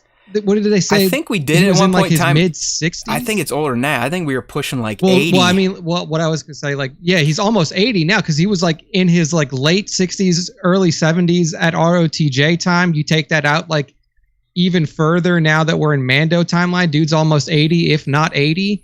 Like, in my opinion, he's in like a floating wheelchair. He's got wrinkles on his face. He's like, he's drooling all over himself. Definitely, like, if people are like expecting to see Rex in like fucking fighting shape in this show, that is not. You never know, dude. It's Star Wars and clones. They could be like, oh yeah, we just fucking waved the wand and he regenerates some cells. Reverse clone aged him, and now he just ages backwards from 80 until he's a baby. Yeah, again. They're like, we found Dr. Hemlock's secret formula at Tantus, and now we can reverse clone age. So like I would like to see it, but I do think that like it would probably be best served in flashbacks, considering age, or as purely like it'd be cheaper, right? Because then they could just use Tem's face instead of trying to make it even more wrinkly or whatnot. I was gonna say you would have to do a lot of aging. There were some new images released. I just scrolled through them. You get a few better looks at Hera. I think the makeup looks great on Mary. It works. I like this one because the comment on Reddit, it says a crew member in Rosario Dawson on set. That crew member is Dave Filoni. I mean, how can you not tell that that's not Dave? I mean, first and foremost, he's decked out in Pittsburgh gear. I mean, that's a dead fucking giveaway. The chip, I don't think that cowboy hat on. Who the hell? Bat's saying here that the chip controlled age. I think that was done in the tank. Like, I think they literally bred their cells to be accelerated. I don't think the chip had anything to do. I think that wasn't a chip thing. Yeah. I think that was a DNA alteration thing. But who knows? Because when they were growing the clones, they didn't have the chips in them when they were like actually growing them. That's why Boba Fett doesn't have one, and that's also why Boba Fett doesn't have accelerated aging, is because when they made him, they didn't tweak his goo. They didn't alter that DNA piece. Right. Okay. All right, we got some Andor stuff here. Again, low hanging fruit, but that's what the summer does until Ahsoka shows up. About Cassian's arc. Yeah, so Diego sat down with EW. We talked about Cassian's arc. We all are familiar with how season 2 is going to play out. It's essentially, what is it? Every 3 episodes going to cover a year or so. Like a year or two. It doesn't mean we're going to see a year's worth of time over the 3. We might see a day, and then the next 3 we're a year beyond. So that obviously that's going to be challenging for the actors to like, okay, well, I'm a year older, I'm a year wiser. How does this character act now? So Diego's kind of talking about what fans should expect with Cassian's arc over the course of season 2. Now that he is, thanks to season 1, he's fully committed to the rebellion. So Dio says Cassian has to understand what this fight means. He's waking up. Dare I say he's woke. But now he has to learn the language, understand his abilities, and the need that is out there. He has to learn to be a spy. He has to learn what he's capable and not capable of doing, and he has to understand teamwork in a way that we don't see in the first season, and he has to grow. He has to grow 4 years. That's a long time. So, Nick, it does kind of seem like we will see, obviously, we know the fully formed Cassian from Rogue One. To me, based on what he says, it seems like every 3 blocks, we're going to see a more and more refined version of Cassian Andor until he is the guy leaving to go get that info from Tivik on Kafrene. So it sounds like a lot of the content's going to be, hey, this is where he's going to learn this spycraft, or this is where he's going to get in trouble and learn how to work better with a team, that type of stuff, right? I mean, is that kind of what he's saying here? Yeah, I think it, like, for lack of a better term, it's going to be like a super extended montage. You know how, like, yeah, in movies where they're doing... You're right, like, but it's probably, they're probably still going to speak, and it's not just going to be music, but you are, I get what you're saying. Like, I get what you're saying. Yeah, because in a montage, you're like, in a movie, let me cover a shitload of growth in a very short amount of time. Montage time. I think Rocky. Every Rocky movie's got a montage that he gets up to shape and then he can beat whoever he's fighting. This is essentially what's going to be happening to Cassian. Like, he's got, like you're saying, he's got a lot to learn in a short amount of time. Which is like, eye of the target, and you see him. He's like using binoculars, and it moves to the next year. He's using his sniper rifle. He's like pointing at a map with his team and all this. He ties his shoes and carries a log. Boy. So like, I think that like, it is going to be a season of growth, obviously, because there's a lot of ground to cover until we get to the beginning of Rogue One. But also, like, even at the beginning of Rogue One, Cassian's not the best spy. Like, Cassian's not the best team player either. So he does have a lot of growth to do. He kills his fucking asset. He ices his asset, runs away, and then immediately is like, I don't want to work with these people when they say like, hey, you have to work with a team to do whatever you're doing. He's like, I don't want to fucking do that. Like, so yeah, it doesn't sound like he learns much. Yeah, I think that like what he does, like, I think what a lot of the growth around Cassian is going to be is like being a team player in terms of like, I am a part of this rebellion. Like, and not only am I a part, I want to be an essential part. Because where we left him off, he's still like, he was still really kind of like at the end, he was like, okay, now I'm going to dedicate myself to this cause. He's still very raw. I mean, happened. he clearly has skills and talents. That's why Luthen kind of wanted him in the first place, but he is extremely raw at the spycraft game, what, Luthen has been doing, or even Mon Mothma. Like, he's not even involved in that type of shit, and that's what we're going to see him get mixed up in. Like he's going to become that agent, the Bourne-style agent over the course of season 2. Yeah, so, I mean, for him, what I really want to see is, like his interactions with Rebellion Brass, because I think there's going to be, like, a lot of headbutting at first. Like, he is still, and that still happens up until the end of Rogue One, headbutting and disagreements and stuff like that. But I really want to see, what I really want to see is, like, how the Rebellion Brass really treats him and reacts to him, and what kind of missions they give him when they bring him in, because he's essentially going to be taken in, like Luthen is going to bring this guy into the fold and be like, hey, here's the guy, this is what he did, like, let's make it happen, and like, let's turn him into an asset. And I want to see, like, Mon Mothma's reaction. I want to see all, like, the reaction of all of the people who were kind of in like the inner circle. Luthen tours him around like, hey, here's this dog I picked up. The guy causing problems for everyone in the first season, with that, stealing all the credits and all that shit. And that they're going to give him, like, it at first it's going to be fucking shit grunt work. Probably. And he's going to be like, why did I agree to do this? Like, why am I doing this for, like, what am I doing this for? The cause? What does that mean for me? Like, he's probably still going to have a lot of that, like, selfish old Cassian in him. A little that bit. Needs to be kind of a little bit. I think a lot of that got squeezed out through season 1 and being locked up, then missing his mom's death. But yeah, he's definitely still going to be a little headstrong, and it does not sound like he's a big fan of teamwork. So I think that's probably going to be the biggest thing, like seeing him.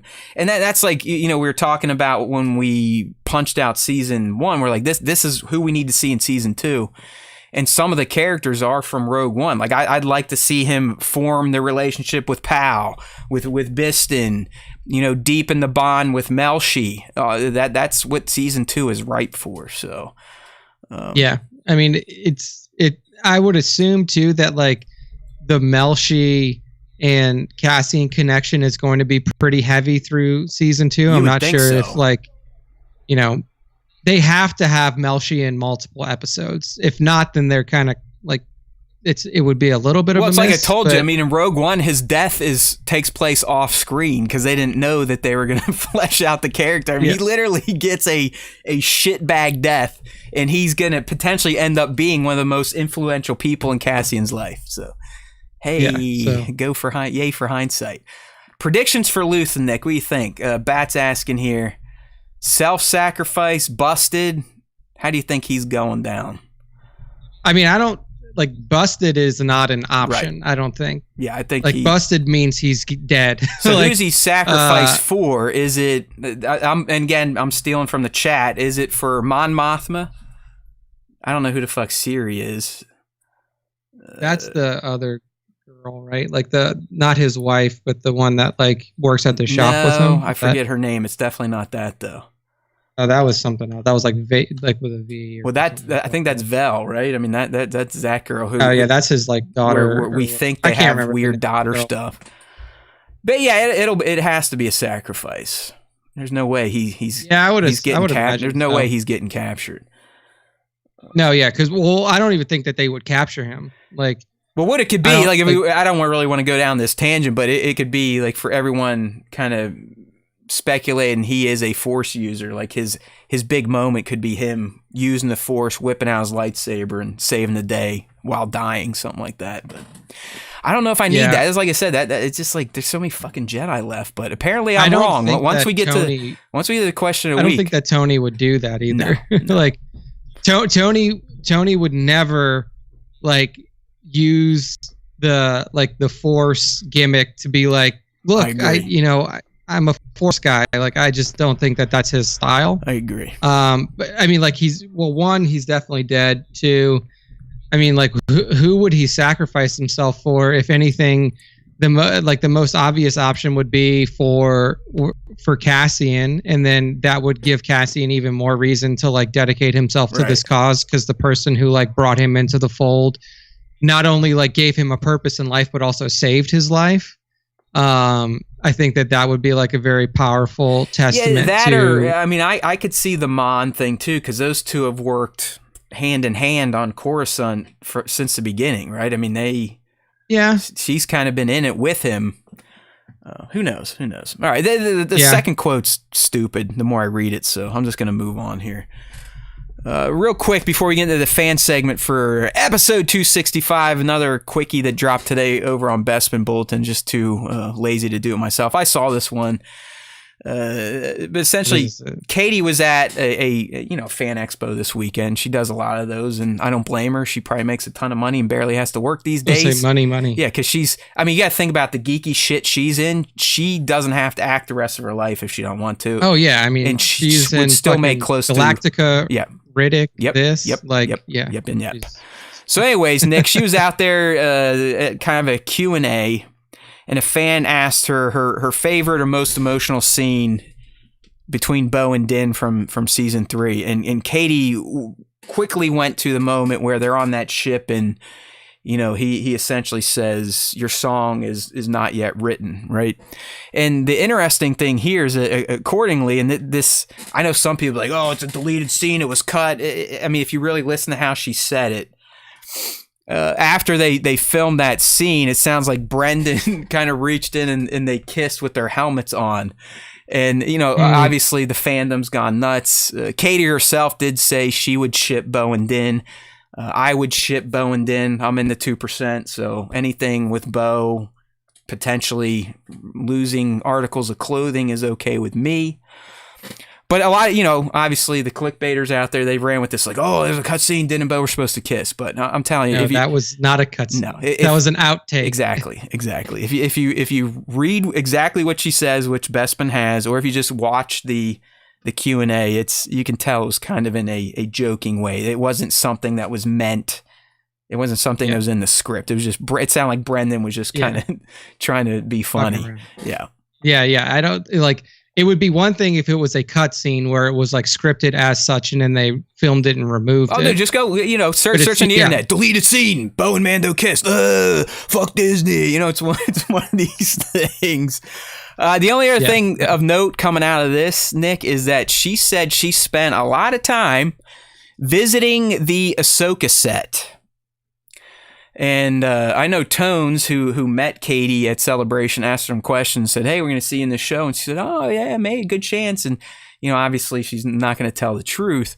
But the fact that she has self-admitted that she visited the set, I think there's a strong case that Bo could make it. It's the same thing we said with Rex. I mean, Bo and Ahsoka have a legitimate bond and connection that goes back decades prior to the Mandoverse. So I actually would really enjoy to see Bo in Ahsoka, seeing those two link up, and hopefully it's post what happened in Mando season 3. I'd like to just get a quick check in on how Bo's doing.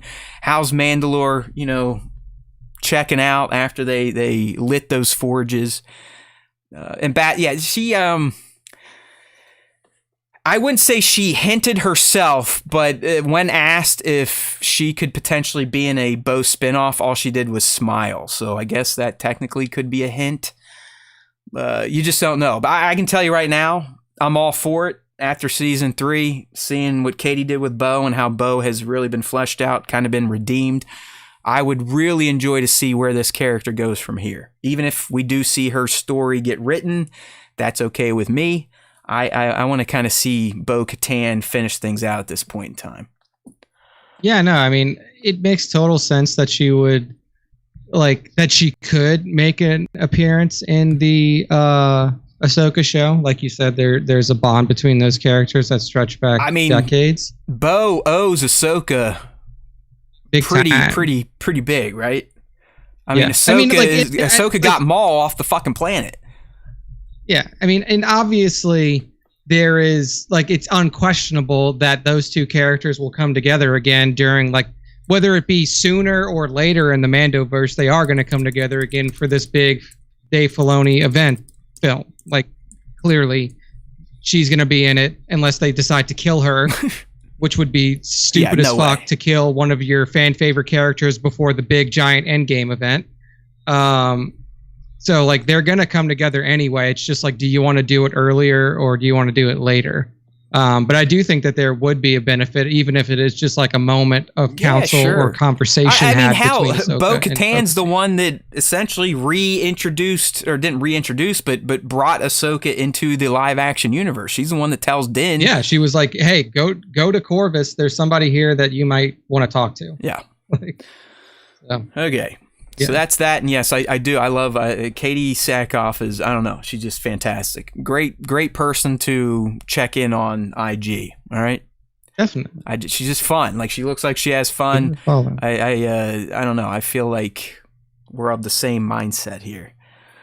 Yeah. I wish I was that writer that married her, though. I'll tell you that. Okay, I love my wife. All right. Moving on, it's time for the fan segment, my friends. Coming at you a little quicker than usual, but that shows get a little slimmer on the summer. That's good for Nick and I's mental health. We do it every week, so don't forget. If you like to hear yourself being talked about, get involved. Best way to do that, Instagram at Star Wars Time Show. We're going to do the question of the week first, posted every Tuesday in our stories and the profile. Look for it, leave a comment, and maybe you'll get picked. This week we had plenty, so I might have went a few too many, but I knew we'd be having a light show anyways. It seems, I don't know, I don't really know how this week's question was controversial, but it juiced the algo, and we got plenty of thoughts. I think that like this has kind of been bouncing around the internet.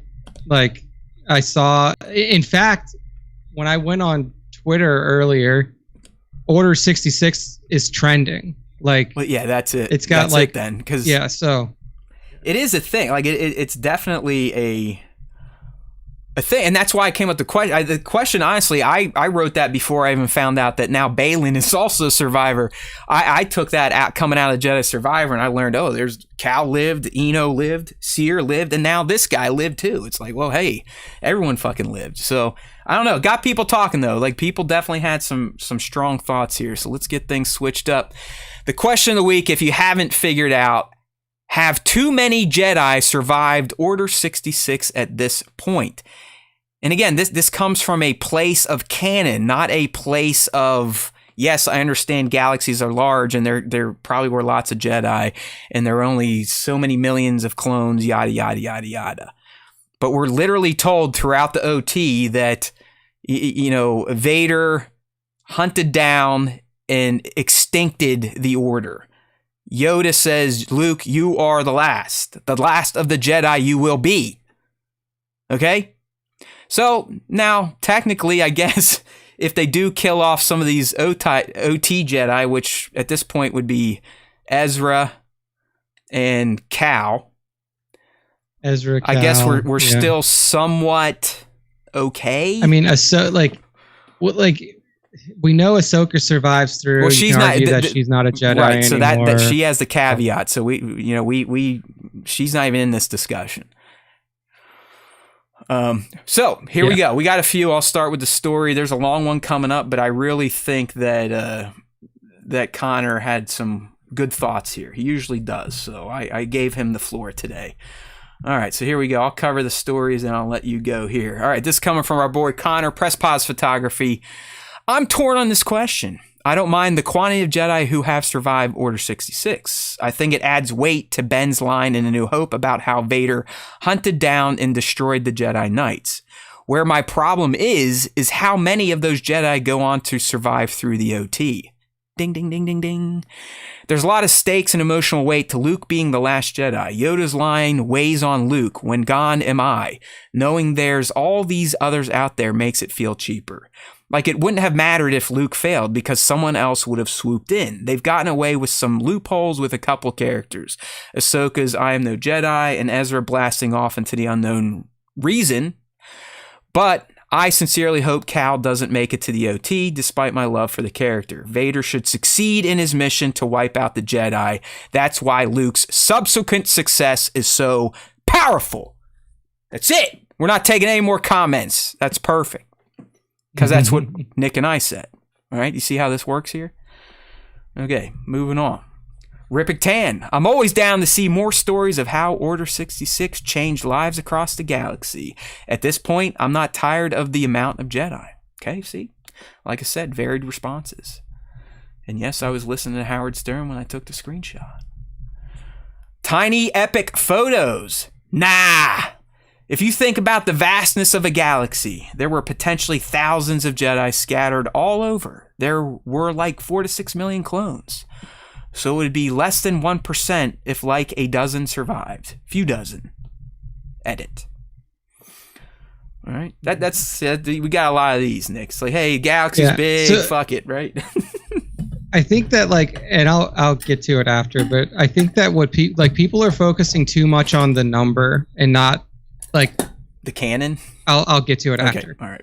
I think it's so Mythos Boba says for sure at one point it was exciting to find out more Jedi survived, such as Kanan. That was awesome, but it's also just getting ridiculous now. It's taking away from the actual seriousness of the purge and now making me think, why the F didn't you all just get together and create a new order?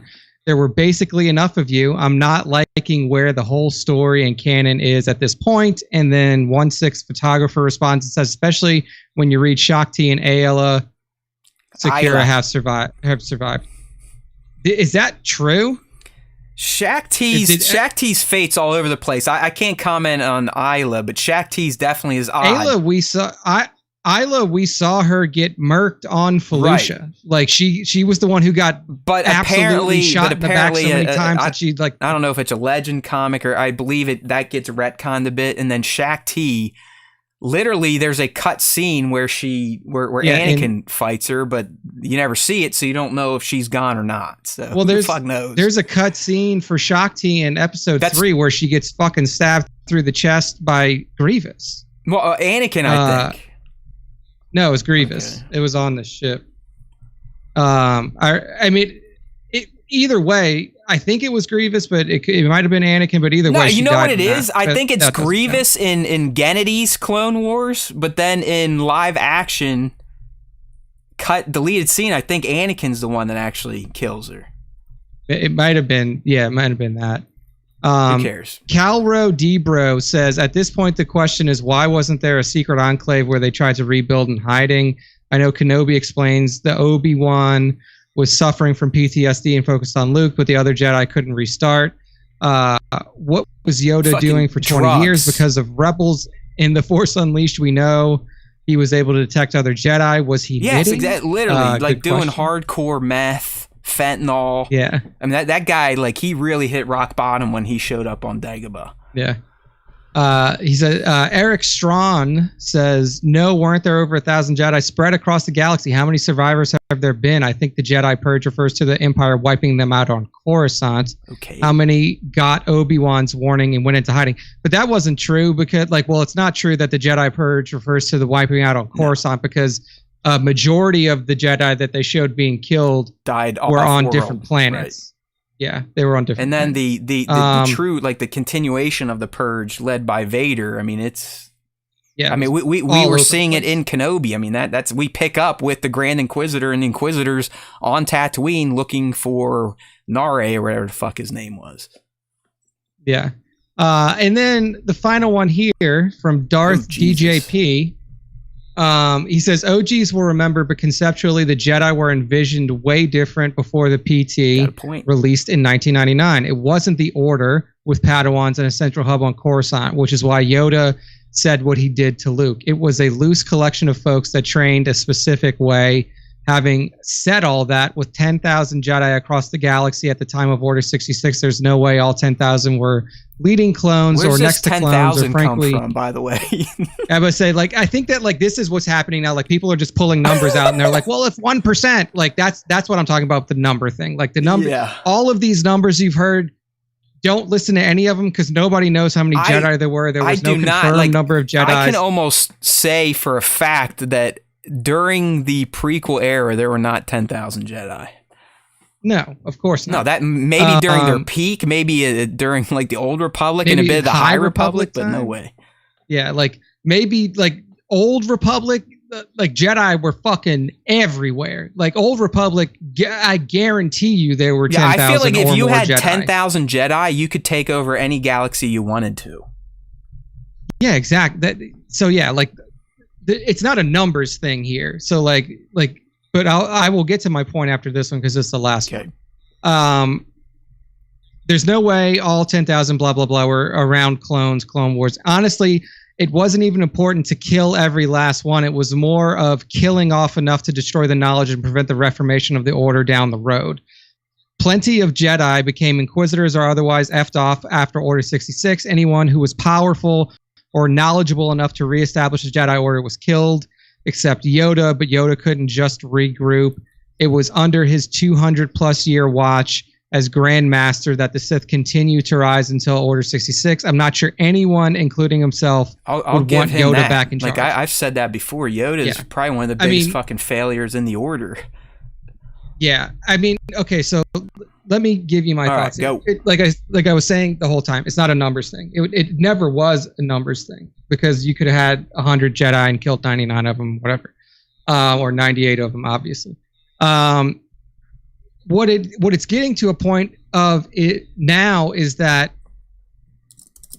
you already know how the Force works. You already know that all of these Jedi can communicate with each other through the Force when they're alive. Happens all the time.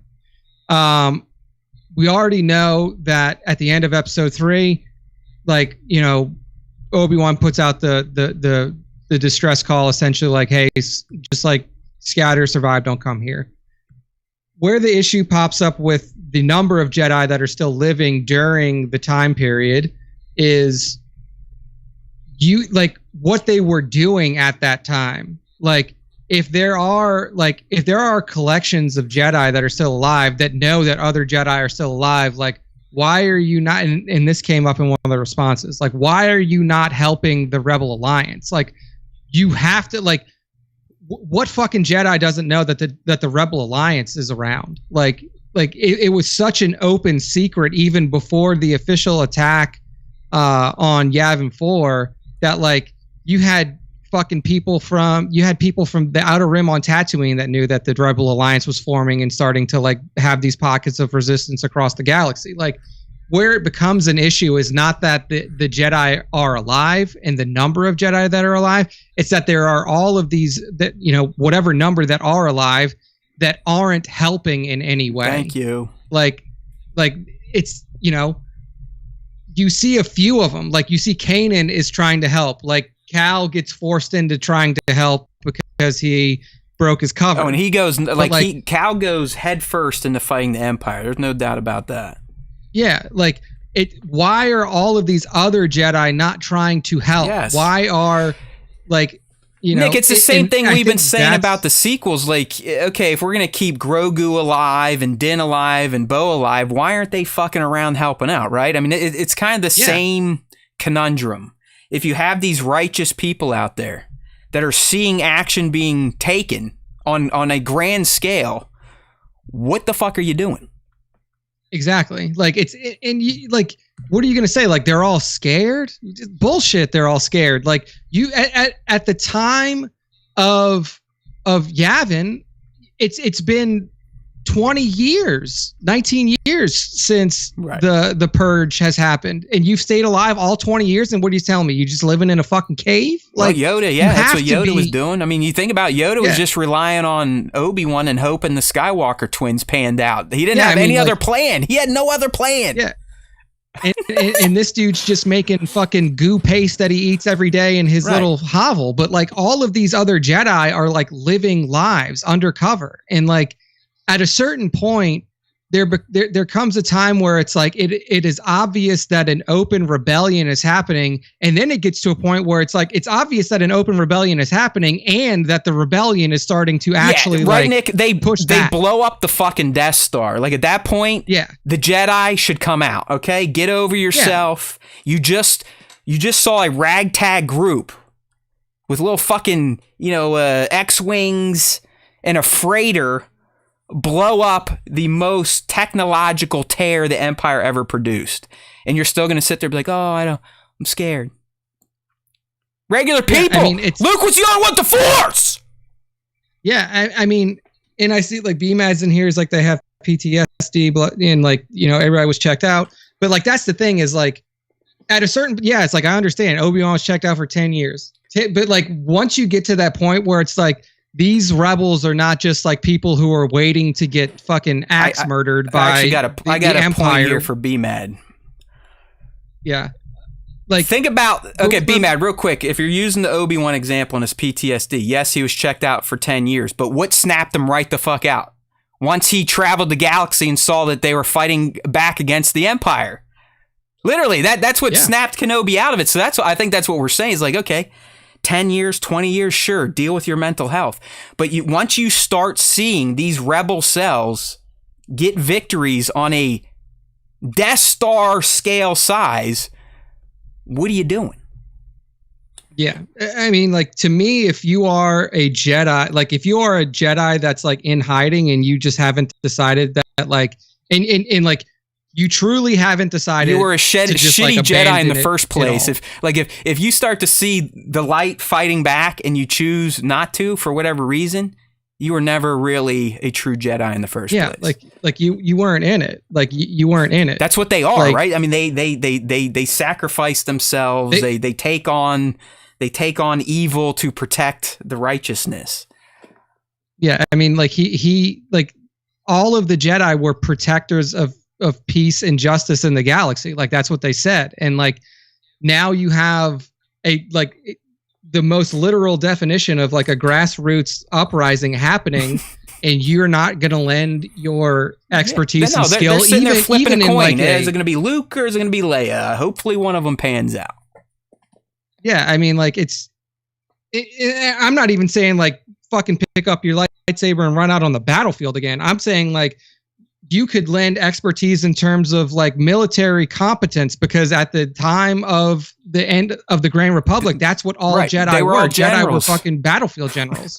Like, so like you can't even like go and like lend your expertise in terms of like battlefield preparation. Like you couldn't go and use battle meditations or something like that to help like boost the forces of the rebellion. It just seems like, and I understand what people are saying, like the number is small in the grand scheme of things, but it's not about the number. It's about the fact that the ones who did survive literally sat there and didn't do anything when the fate of the galaxy hung in the balance and there was a fighting chance. Like that's what doesn't make sense in terms of like. That's why I said press pause was to me, like if you want to clear out all the fanboy stuff and I'm right, you're right, I'm wrong, I'm right type of shit.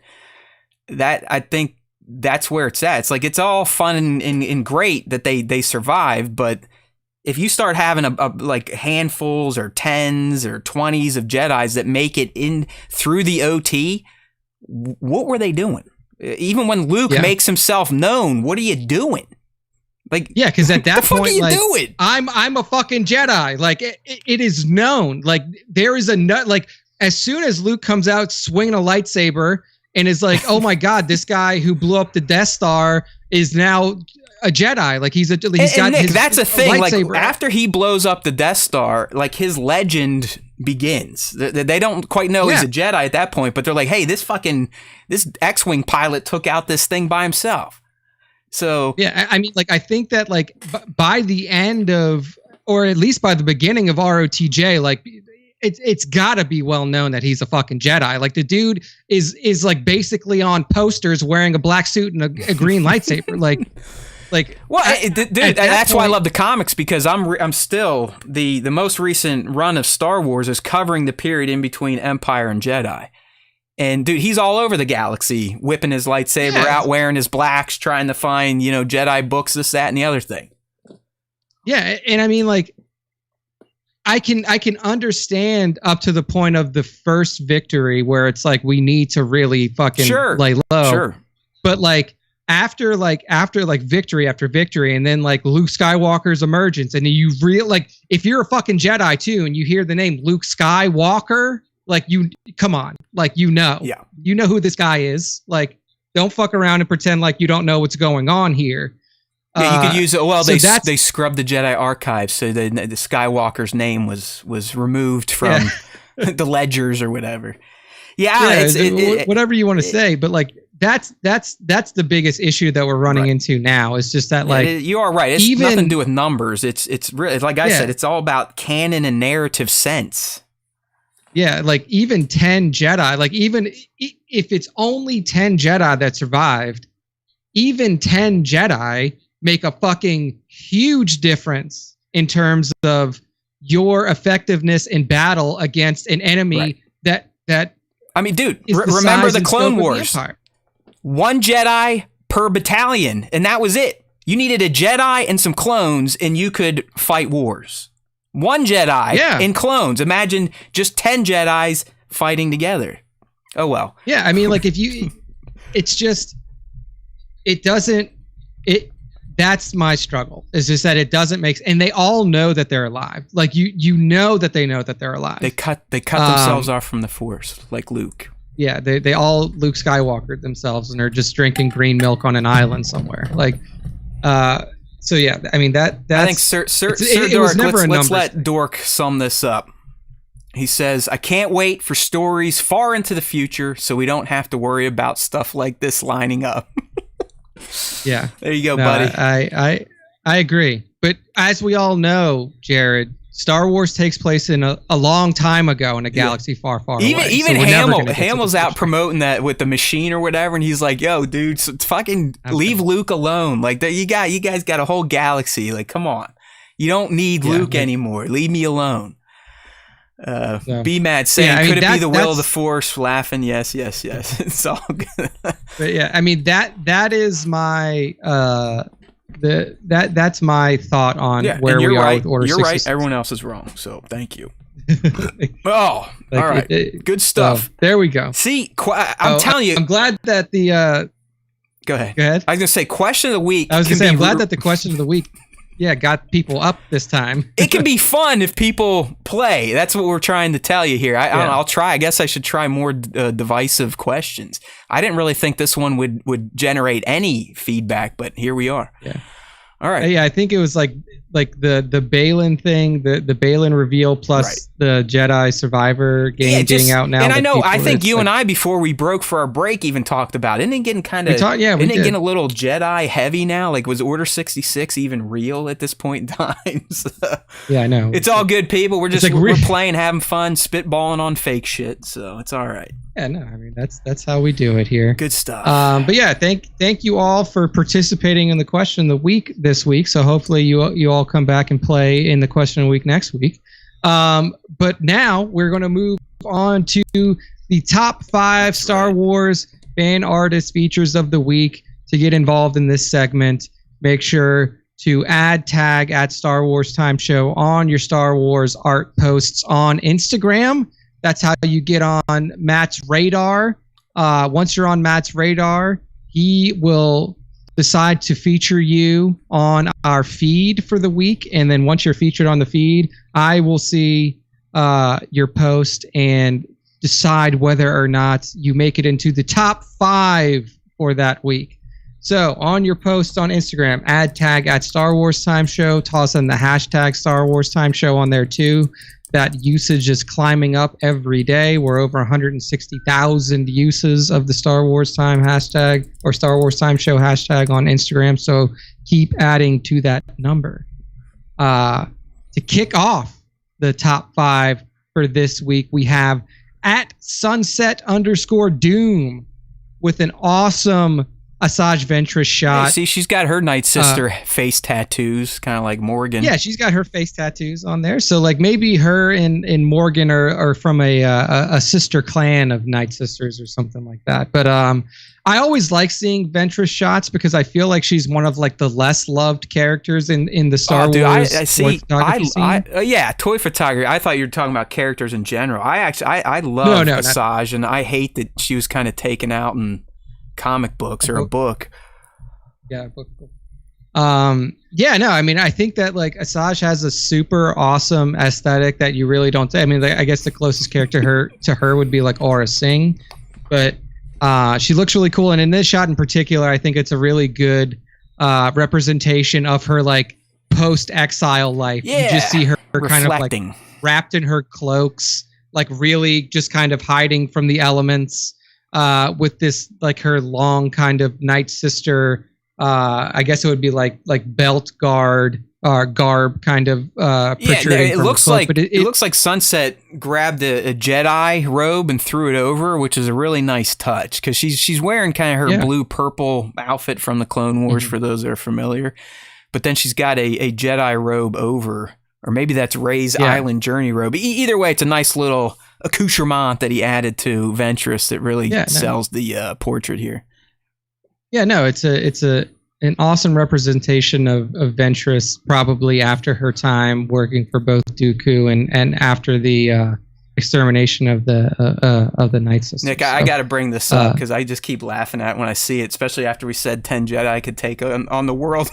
Bat said, like the Battle of Geonosis. It's like, yep, you got me there, bro. Well, you got me there. We all know that was I just said those were the flunkies that they sent in for cannon fodder. Yoda knew who were the shitheads. He's like, all right, you guys go fight in the arena. We don't need you anymore. I mean, honestly, like if you could afford to just like toss that many Jedi in the trash can, maybe there were 10,000. I don't know. Like, I love it sometimes when I like make these statements and then people remind me like, oh, there's a lot of fucking Jedi on Geonosis. They got fucked up. Yeah, I mean, I will say that that's probably one of the worst scenes. Yeah, I was gonna say, in Star do you Wars see movie how they history. fight? I mean, it looks like a bunch of slapdicks standing in front of blue screens, like swinging. Those may not have even really been Jedi. Those may have just been people that they put in Jedi That's what I robes mean. and tossed out there and was like, "Look, Yeah, Yoda hit the we gotta make homeless it seem shelter. like it's gonna be easy." He hit the homeless shelter in Coruscant before he left. He was like, "All right, come on, I got a job for you. I'll give you a lightsaber and new clothes." They're like, "Yeah," and he drops them in the arena. They're all dead in like 2 seconds. Yeah, he's like, we got to make these CIS guys really feel like it's going to be an easy war. So let's just like throw them, throw out not real Jedi. All right, Bat, you got me there, buddy. You got me there. It made me laugh. You are right. That was okay. All right. So next up in the top I want five, a we fucking have poster of this, dude. Yeah, this one is truly awesome. This is from @Lego Inspire, and what we see here is a Lego version of our favorite crusty, burnt-up former Jedi, Anakin, aka Darth Vader, in the full Vader get-up, but he's not wearing his helmet, so you can see all of his burn scars. And he is, I mean, it looks like he's just, I mean, is this Mustafar where he is right now? Here's how I kind of looked at it, Nick, and I think you're probably more correct with Mustafar, but I also like, oh, maybe this was after his battle with Obi-Wan. He's kind of walking out, and the TIE's coming to get him. I don't think it matters. The setting really doesn't matter. It's a fucking killer Lego shot. I mean, it almost looks AI generated. Yeah, I mean, it's super awesome work. The background just fits the Vader character so well. And like you said, having that TIE kind of floating in the background behind him almost makes it seem like it was like his backup that, of course, Vader didn't need, and he just like laid waste to whatever enemies were in his way. This is one version of Vader where I'd say he almost looks more badass without his full helmet. I don't usually say that because Vader usually looks like a fucking prune face without his helmet, and he loses some of that intimidation factor. I don't know what it is about this one with the little mini fake Vader with no helmet, but he looks like an angry, imposing motherfucker. Oh yeah, absolutely. So beautiful work here from @Lego Inspire, taking a figure that stands a couple centimeters tall and really makes it feel imposing and death, a death bringer. Beautiful work. Next up, Galagus Rax Picks. Wonderful gives recreation. Gives us an awesome scene recreation here. Yeah, exactly. From Return of the Jedi, the scene where Palpatine comes on to the Death Star, and he's just flanked by all of the workers, all of the Imperial, the Imperial guards come out with him, and then meets Vader before the attack from the Rebel Alliance against Death Star 2. I mean, it's like a spot on scene recreation, even so much that like Galagus Rax Picks like puts a little blur in the background to show motion as they're walking along. That's great. I mean, from the off ramp. Again, I guess I'm a casual toy photographer. I don't think I've actually shot a toy in like 3 or 4 months. But I kind of get it. I get the business a little bit, Nick. And I look at this like, man, what a setup. Like getting all those little dickheads to line up. And they're just the background. That's the best part. Like all those Imperial officers and troopers in the background, they're just the background part of this shot.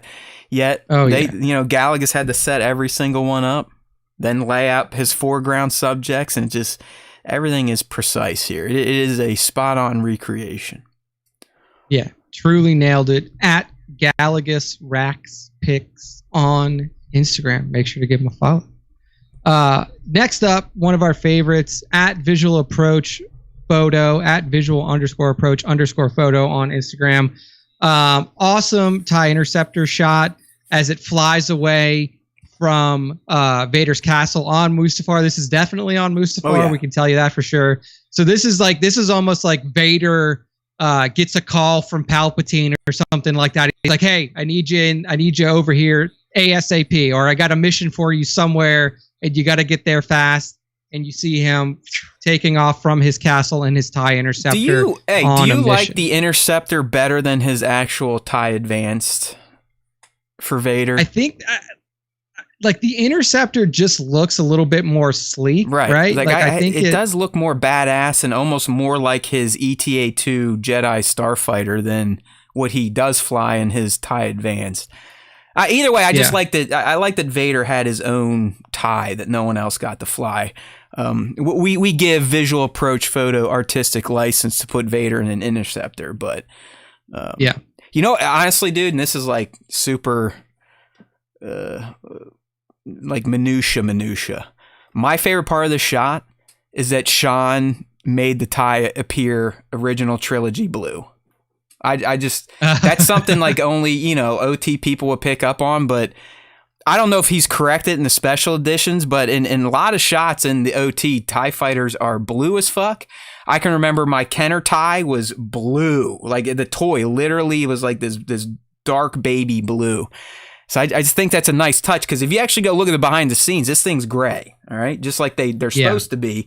But the way George or ILM did it back then, they always looked blue.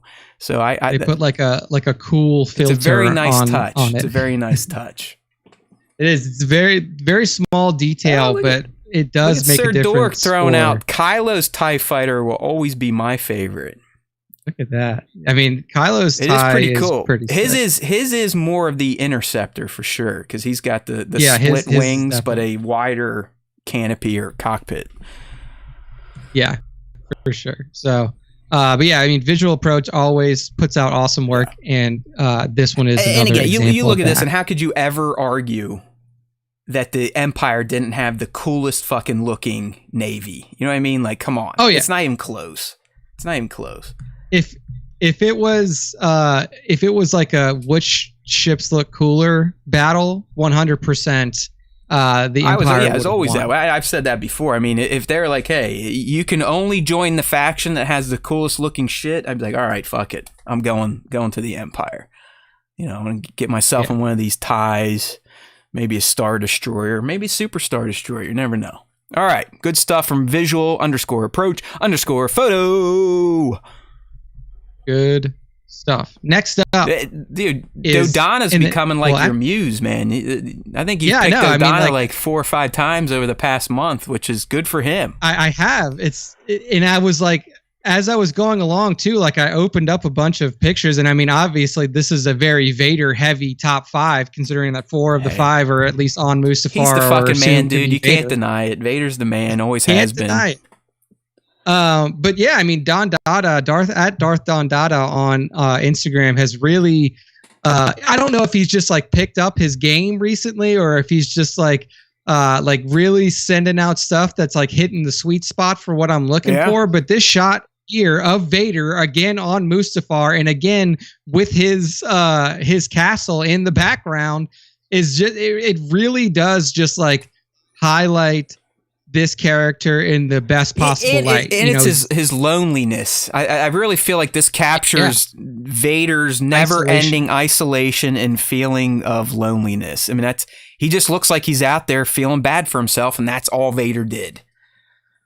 Yeah, and I mean, you can see again like the ties in the background, but just like that like solitary stance, staring off into the distance, his castle in the background. Yep. It's almost like and I think like the way that you could think about this shot in particular Reverse is like, twin even suns. though he has, like he has everything.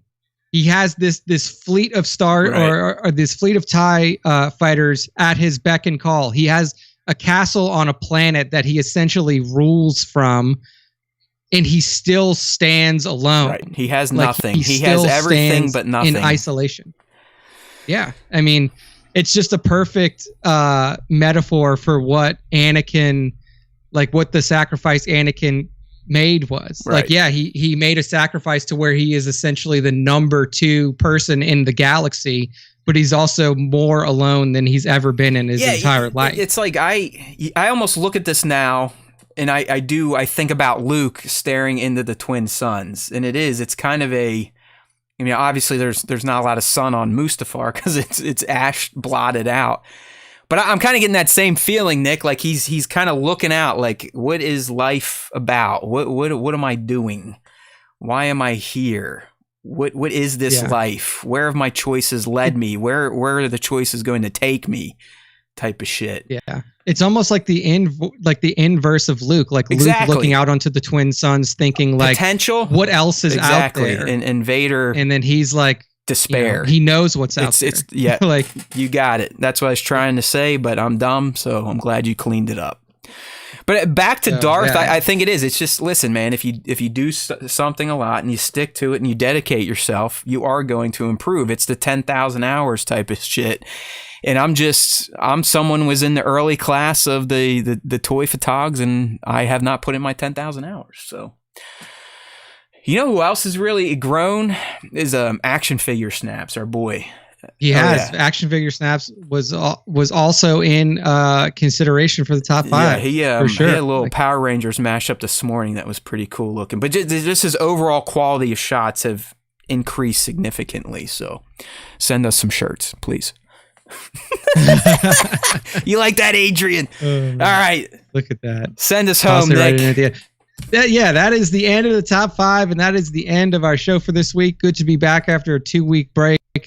So Matt, close us out. You got it, my friend. You got it. It was fun. You know what? I thought this would be a quick little show, but like I said, Nick and I can always find some nugget of interesting in the doldrums of a down summer period or Star Wars period. So that's why we do what we do. That's why there is always time for Star Wars time. Okay? We're not fucking around. We can do this in our sleep. You want me to do it again tomorrow? I would if I felt like it. But I can always talk Star Wars because we truly believe in our mantra that there's always time to do so. So if you liked what we do here, you know some friends that may like it too, or if you're just fresh and you're considering, should I stay with these two schmoes? Well, then I ask you to just head on over to StarWarsTime.net, poke around, hit some of our socials, sub to the podcast so that this show gets put out on podcasts usually a day after we do the live. So we'd love for you to sub up on those platforms, leave those ratings and reviews, because that is what tells the machines that we're okay. Okay? These days, it's very important. You got to tell those machines, because now even the AIs are getting hooked into the internet and search engines, and you never know what the AI could return. Hey, what's the best Star Wars podcast? Well, according to me, it's not the Star Wars Time Show, okay?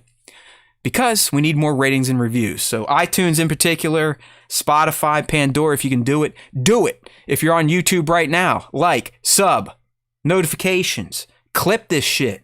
If we said something stupid that you think could make us go viral, clip it, share it. We love you. StarWarsTime.net. You know what to do. You know what to do. All right, everyone. It's been real. We'll be back next week. Same time, same place. I'm also going to tease we should have an episode of Scoundrels of the New Republic dropping, who knows, maybe we'll hope to record in June, maybe drop in July, something like that. We'll see.